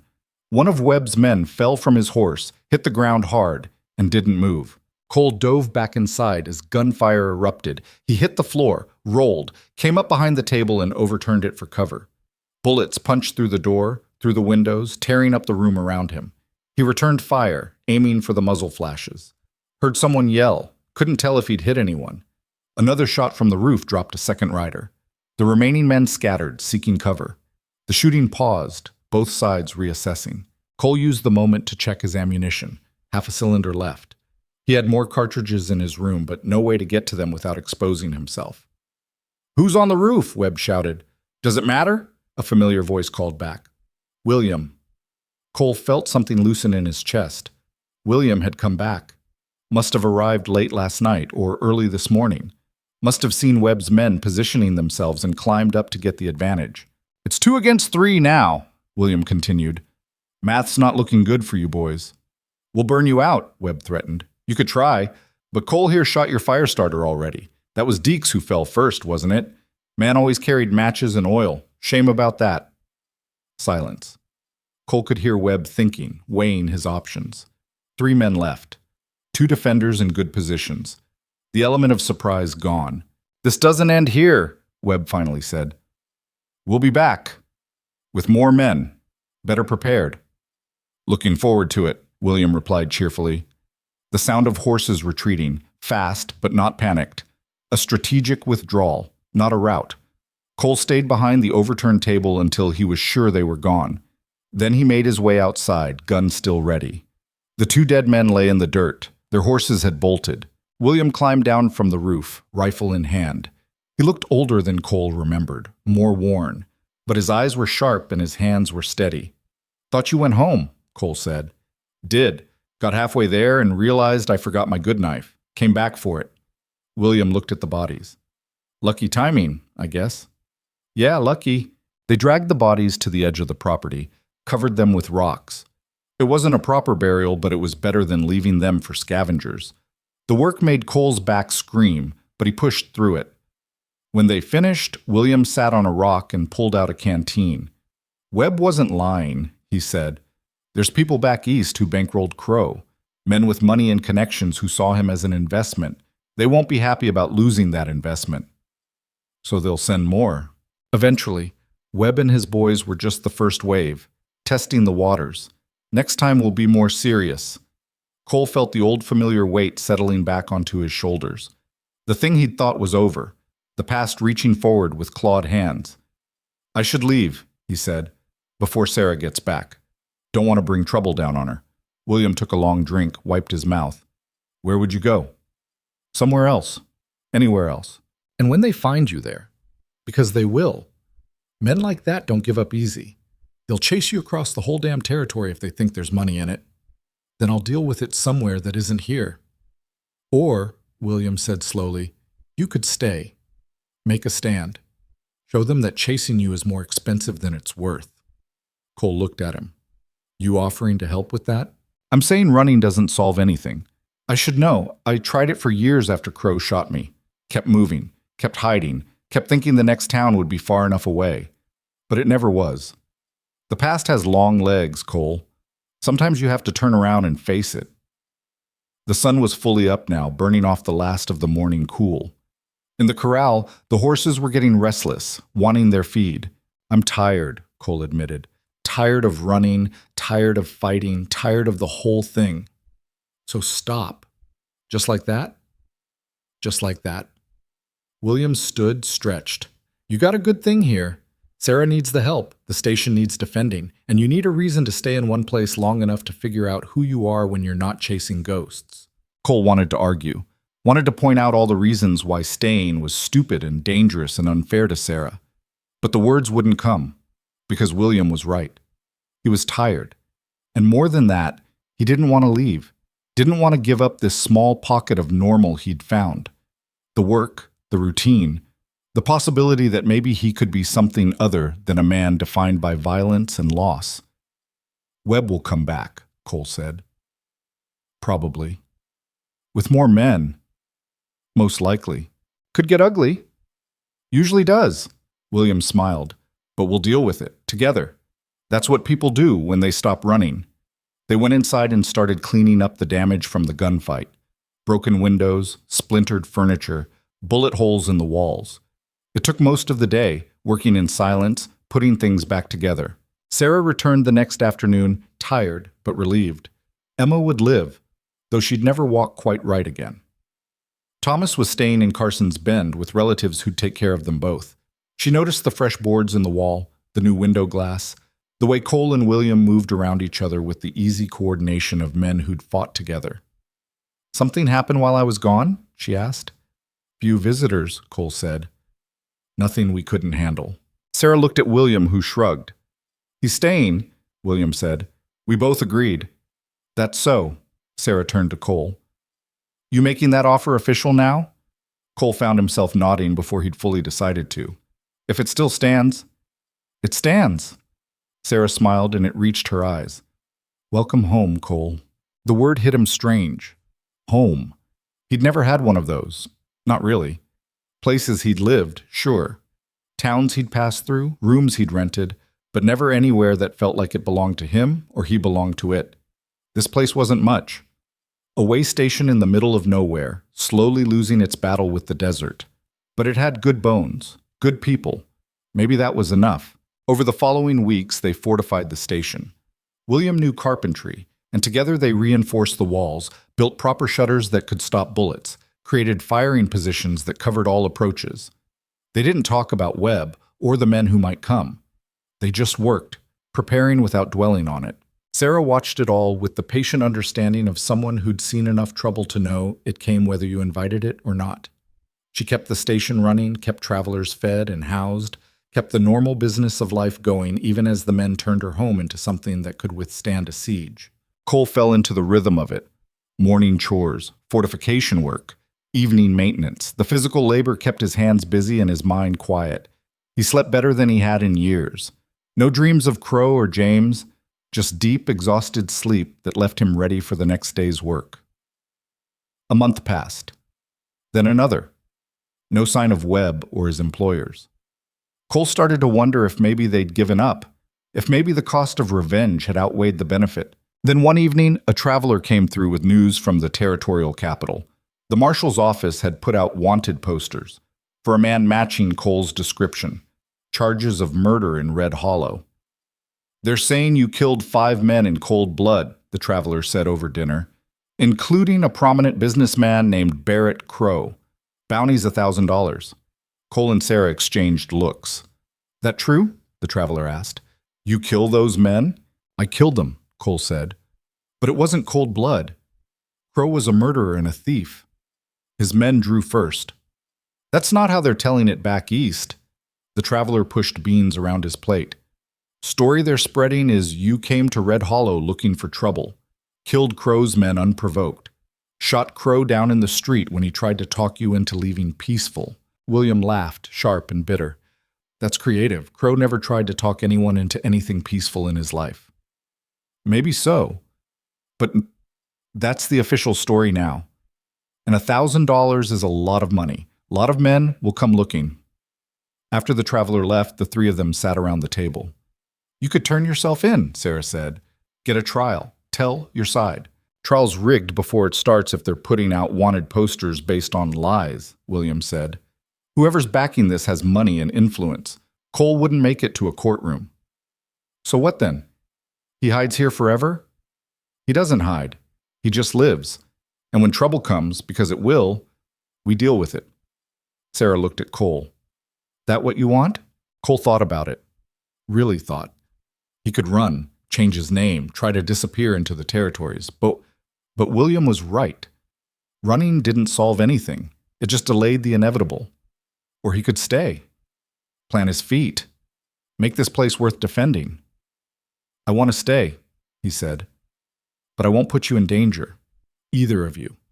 If the law comes, if bounty hunters come, I'll deal with it. You stay clear." "Like hell," William said. "He's right," Sarah added. "You're part of this place now. We don't abandon our own when things get hard." Cole felt something tighten in his chest. Not the old familiar weight of debt and guilt. Something else. Something that might have been gratitude. "All right," he said quietly.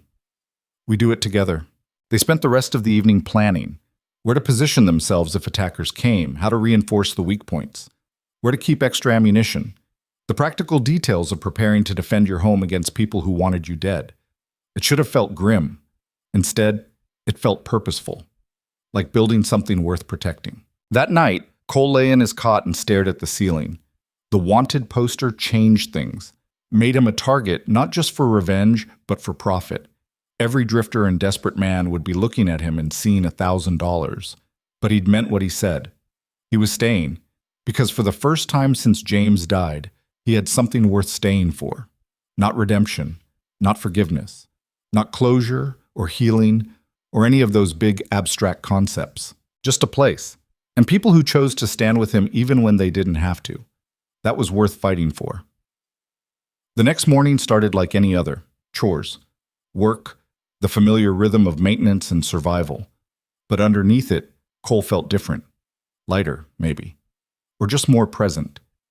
He was fixing a section of fence when he heard Sarah call his name. He looked up to see her standing on the porch, shading her eyes, looking east. "Riders coming," she said. Cole set down his tools, wiped his hands. "How many?" "Can't tell yet. More than 2. William emerged from the barn, rifle already in hand. They'd drilled for this, knew their positions, knew what to do. But as the riders got closer, Cole realized they weren't coming with hostile intent. They were flying a white flag. "Parley," William said. "Interesting." The riders stopped 100 yards out. 5 of them. Well-armed but not aggressive. The one in front, older, wearing a marshal's badge, raised his hands to show they were empty. "Cole Harlan," he called. "Need to talk." Cole walked out to meet them, staying out of easy shooting range. William covered him from the barn.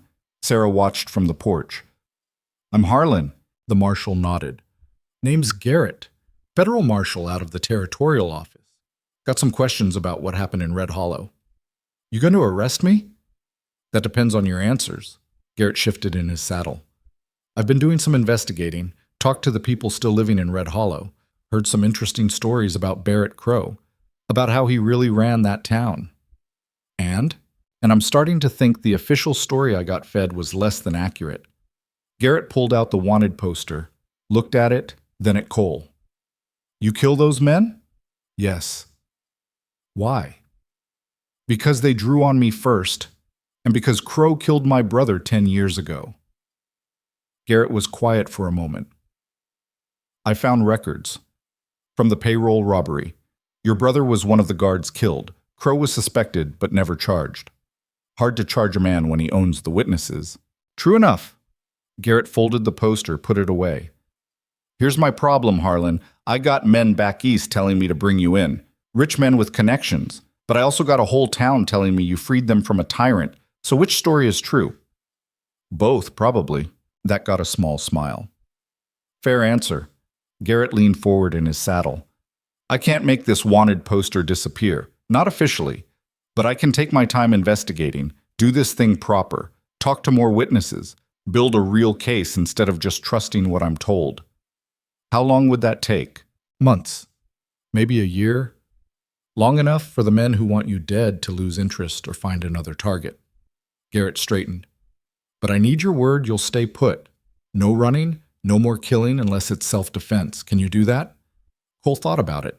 Thought about the alternative, running forever, always looking over his shoulder, compared to staying here, building this place, living instead of just surviving. "I can do that." "Good." Garrett gathered his reins. "I'll be in touch. Someone comes after you before I close this investigation. You defend yourself and send me word. I'll back your claim." "Why are you helping me?" Garrett looked out at the desert, then back at Cole. "Because I've seen enough crooked men in positions of power. And I've seen what happens to the good people who try to stand against them. If there's a chance to get the truth out there, to show that justice can work right instead of just serving whoever pays the most, well, that's worth the effort." He turned his horse, and the other riders followed. They rode east, back toward whatever town they'd come from, leaving Cole standing in the dust. William joined him, rifle lowered. "Think he meant it?" William asked. "Don't know, but it's the best offer I'm likely to get." They walked back to the station together. Sarah had coffee waiting. "So?" she asked. "So we wait," Cole said. "Do the work, live our lives. Hope the marshal's as good as his word. And if he's not, then we deal with it when it comes." Sarah poured the coffee, and they sat together in the shade, watching the desert shimmer in the heat. Cole realized something.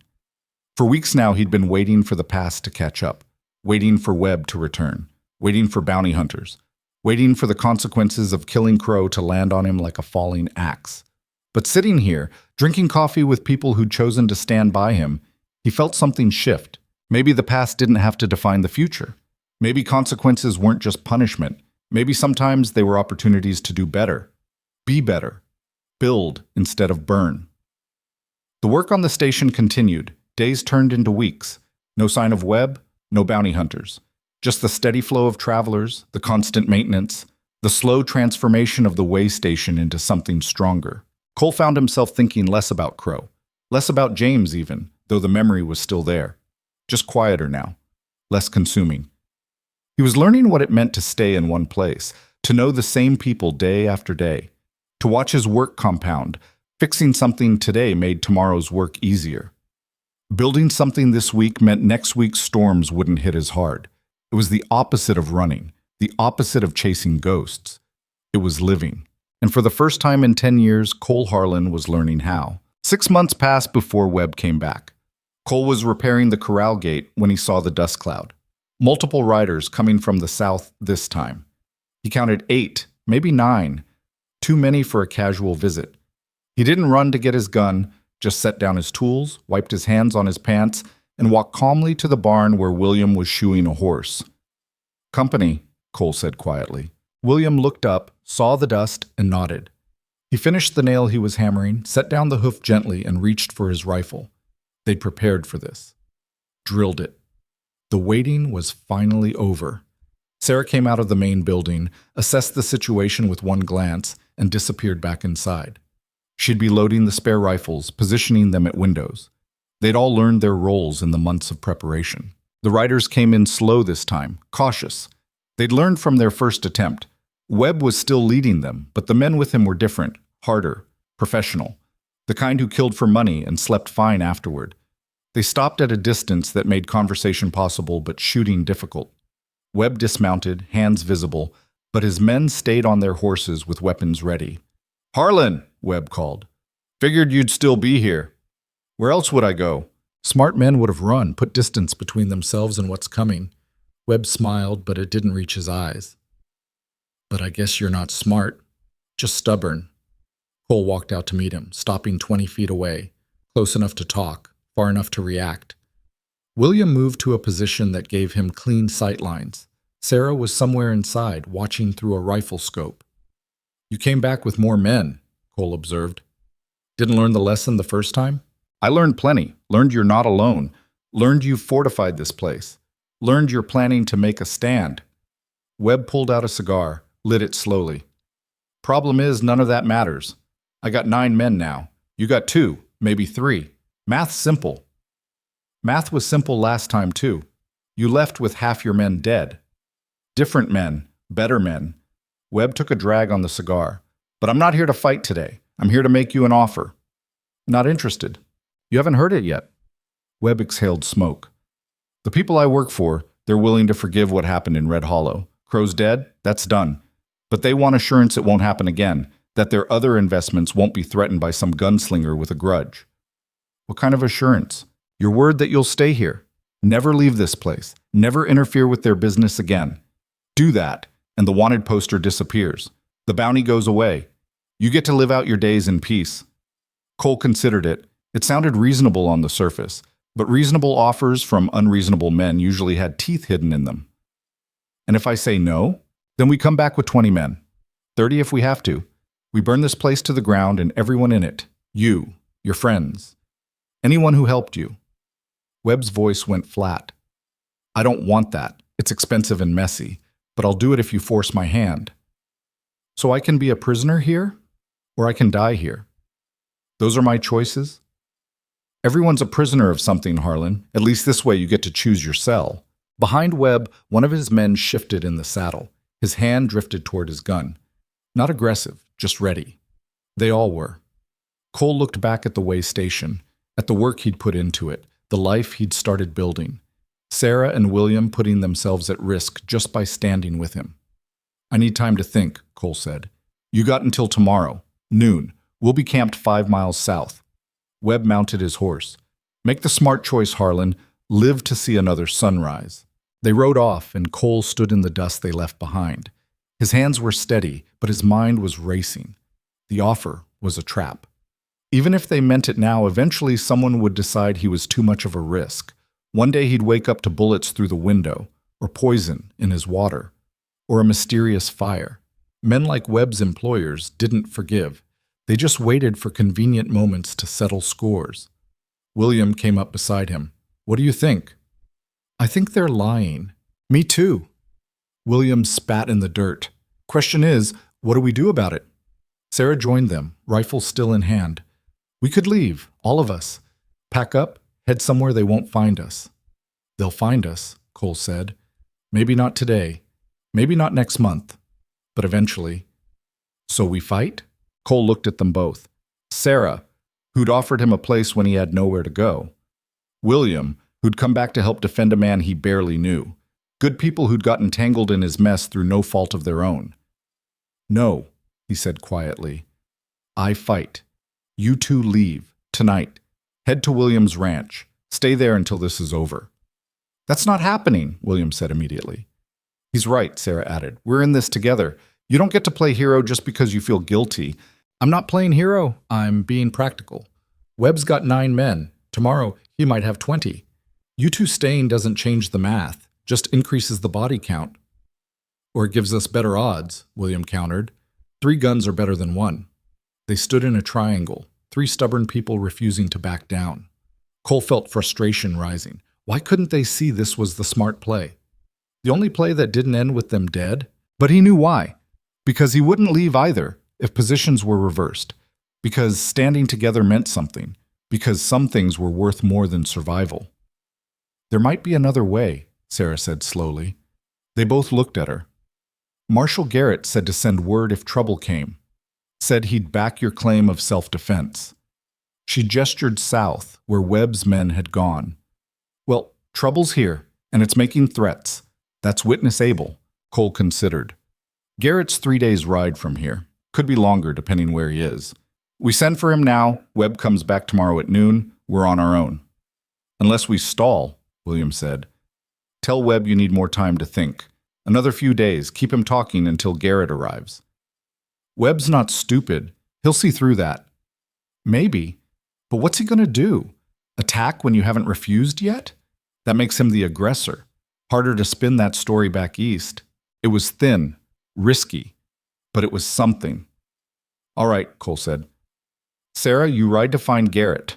William and I will hold here. Try to buy time. I should be the one to go, William argued. I know the territory better. And I'm the better shot, Sarah countered. You two will need every gun if things go bad. She was right.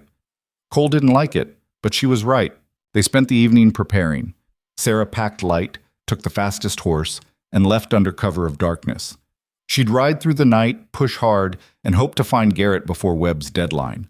Cole and William fortified their positions. Extra ammunition at every window, water stored inside in case of siege. Supplies moved from the barn to the main building. They worked without talking much, both lost in their own thoughts. As the sun set, they sat on the porch and watched the stars emerge. The desert night was cold and clear. Beautiful, if you ignored the violence waiting on the horizon. You ever think about what comes after? William asked. After what? After all this. After Webb. After whatever happens tomorrow or the next day. You ever think about what your life looks like when you're not fighting for it? Cole was quiet for a long moment. Used to think I'd die young. Most men like me do. Never planned for growing old. And now? Now I don't know. Haven't lived enough normal life to imagine it. He looked at William. What about you? You've got your ranch. You could be there right now, safe. Why are you here? William smiled. Because I spent 5 years running from Crow's shadow. 5 years looking over my shoulder. When you killed him, you freed me from that. Freed a lot of people. He paused. I figure I owe you. But more than that, I like you. You're a good man trying to be better. That's worth standing with. The words settled into Cole like stones in a river, good and heavy and permanent. I'm not that good, Cole said. Nobody is. That's not the point. The point is you're trying. That's rarer than you think. They sat in silence until the cold drove them inside. Took shifts watching through the night. Nothing moved in the darkness except wind and the occasional coyote. Morning came gray and cold. Cole made coffee, forced himself to eat bread he couldn't taste. His hands were steady. His mind was clear. Whatever happened today, he was ready. At noon, Webb's riders appeared on the southern horizon. But they weren't alone. Cole counted the dust clouds, felt his stomach drop. Webb had brought reinforcements, not 9 men now, close to 20. They'd called his bluff and raised. That's a problem, William said mildly. Yeah. They took their positions. Cole at the front window, William covering the side. Both of them knowing the math was impossible now. 20 men could surround the station, pour fire in from all directions. The fortifications would help, but not enough. Webb rode forward alone this time, confident. He knew he'd won. Time's up, Harlan, he called. What's your answer? Cole stepped out onto the porch, made himself visible. made himself a target. If they were going to do this, he'd at least look them in the eye. My answer is no, he said clearly. I'm not living in a cage, not for you, not for your employers, not for anyone. Webb sighed. Shame. Could have been easy. He turned in his saddle, raised his hand to signal the attack. That's when the second dust cloud appeared. From the east, moving fast. Cole squinted, trying to make out details, and felt something like hope flicker in his chest. Marshal Garrett rode at the head of a column of riders. Not 5 men like before. Closer to 15, all wearing badges, all armed. Webb saw them too. His hand dropped. His men shifted nervously. Garrett pulled up between the two groups, his horse blowing hard from the fast ride. He looked at Webb, then at Cole, then back to Webb. What's going on here? Garrett demanded. Private business, Webb said. Nothing to do with federal marshals. Private business that involves 20 armed men surrounding a way station? Garrett's voice was hard. Looks like an attempted murder to me. Maybe worse. We're just talking. With rifles aimed at the building, try again. Webb's jaw tightened. He was calculating, trying to figure out if he could still salvage this. 20 men against 15 lawmen. The numbers favored him, but killing marshals brought heat no amount of money could protect you from. Harlan's wanted for murder, Webb tried. We were attempting to collect the bounty. Funny thing about that. Garrett pulled out papers from his saddlebag. Investigations closed. Talked to witnesses. Reviewed evidence. Turns out Cole Harlan acted in self-defense against a known criminal and his associates. All charges dropped. Wanted poster rescinded. The words hung in the air like smoke. That's impossible, Webb said. The people who filed those charges lied, used false testimony, tried to manipulate federal law enforcement for personal gain. Garrett's voice went cold. I don't take kindly to being used. Now you and your men are going to turn around and ride out. And if I ever see you in this territory again, I'll arrest you for attempted murder, conspiracy, and whatever other charges I can make stick. Webb looked at his men, at the marshals, at Cole standing on the porch with William beside him. The math had changed. This isn't over, Webb said. Yeah, it is. Garrett moved his horse closer. Your employers can complain to whoever they want, file whatever legal challenges they think will work. But out here, in my territory, the law says Cole Harlan is innocent. You come after him again, you're the criminals. Understand? For a long moment, Webb just stared. Then, slowly, he nodded. Let's go, he told his men. They rode south, back the way they'd come. Cole watched until they were gone, until the dust settled, until the desert was empty again, except for Garrett's marshals. Garrett dismounted, walked up to the porch. He looked tired, lines around his eyes that hadn't been there 6 months ago. Sarah found me 2 days north, he said. We rode hard to get here. She all right? Fine. Stubborn woman wouldn't let us rest more than a few hours. Said you'd need help. Garrett smiled slightly. She was right. How'd you close the investigation so fast? Wasn't fast. Been working it for months, talking to people, building the case. The charges against you were never legitimate. Just took time to prove it. He pulled out a paper, handed it to Cole. Official pardon. Signed by the territorial governor. You're a free man. Cole took the paper. Read it. The words didn't quite feel real. Free. What about Webb's employers, the men back east? They're facing their own problems now. Turns out when you shine light on illegal activities, people get nervous. I've sent reports to federal authorities. They're looking into corruption, money laundering, all kinds of things. Garrett shrugged. They might be too busy defending themselves to worry about one gunslinger in the desert. William came out, shook Garrett's hand. You have perfect timing. Sarah said noon. We aimed for 11:30. Garrett looked around at the station, at the fortifications, at the evidence of preparation. You folks were ready for a fight.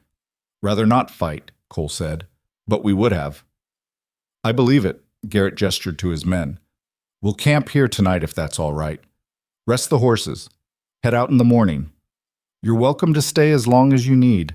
Sarah arrived 3 hours later, riding a horse that looked ready to collapse.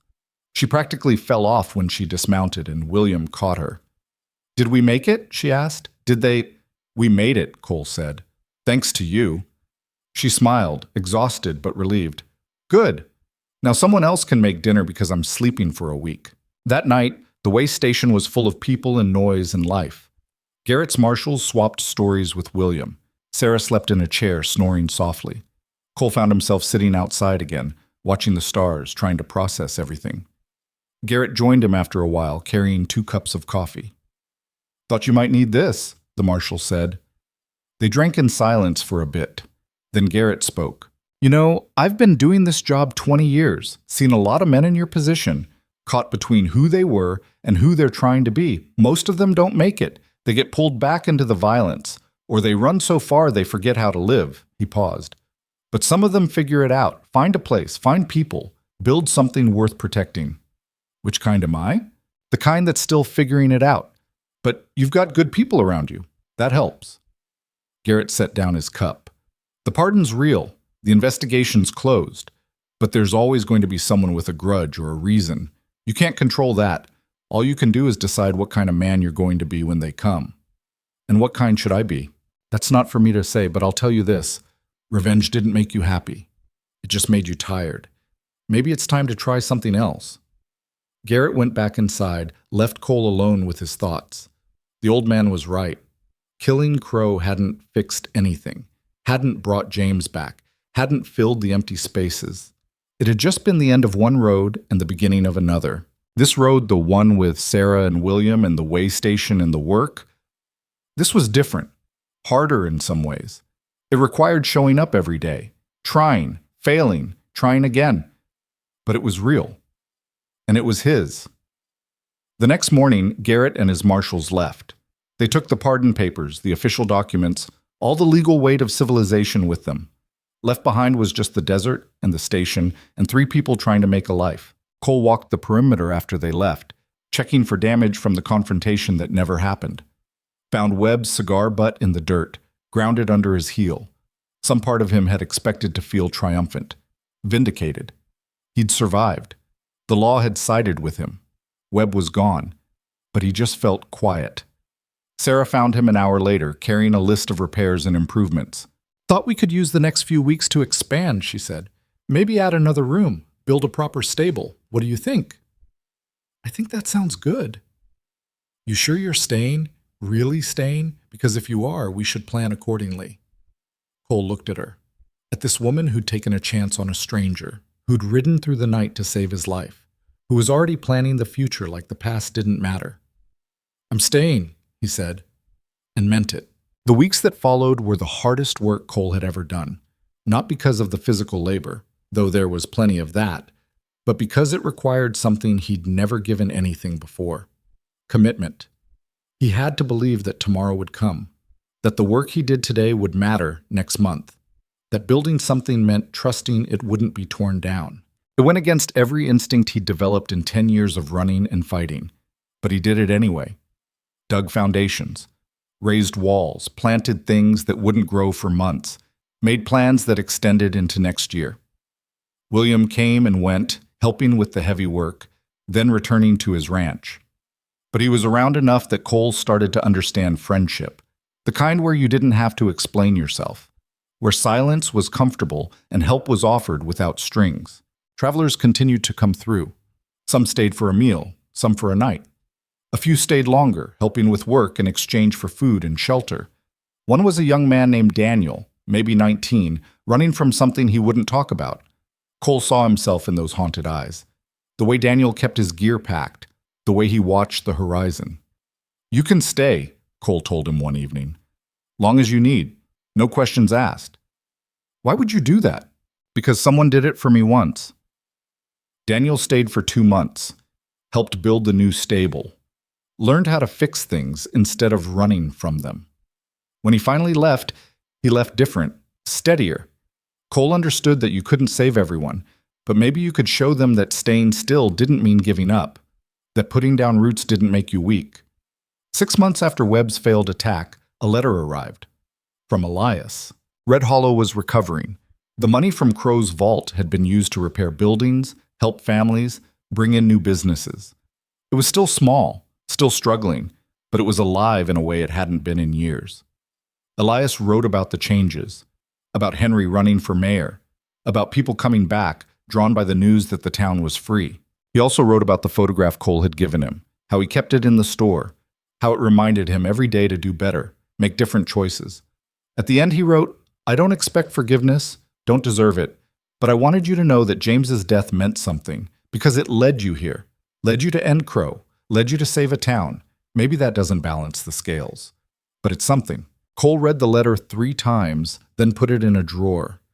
He didn't need to forgive Elias, didn't need to hold on to the anger either. It just was part of the past, part of how he'd gotten here. James would have been 33 now, older than he ever got to be. Cole tried to imagine it, his brother with gray in his hair, laugh lines around his eyes, the weight of years instead of the frozen youth of memory. He couldn't quite picture it, but he could honor it, by living, by building, by being the kind of man James had believed he was, even when Cole hadn't believed it himself. A year after arriving at the way station, Cole woke up and realized he'd stopped counting days since Red Hollow, stopped measuring time by the distance from Crow's death. He was just living. The station was thriving. They'd added 2 new rooms, expanded the stable, even started a small garden that somehow grew despite the desert. Sarah talked about adding a second building, maybe hiring another hand, turning this into something permanent. William had moved his operation closer, sold his ranch up north, and bought land near the station. Said it was more convenient. Cole suspected he just liked the company. They sat together one evening, the 3 of them, watching the sun set over the desert they'd all chosen to call home. "You ever regret it?" Sarah asked. "Staying here instead of moving on?" Cole thought about it, really thought. "No," he said. "This is the first place that ever felt like it could be mine. First time I felt like I belonged somewhere. Even with everything that happened? Webb, the wanted poster, all of it? Especially because of that. Because you 2 stood with me when you didn't have to, because we built this together." He gestured at the station. "It's not perfect, but it's real." William raised his cup of coffee. To imperfect, real things. They drank to that. The frontier was still hard, still unforgiving. People still died young and violently. Towns still failed. The desert still swallowed dreams.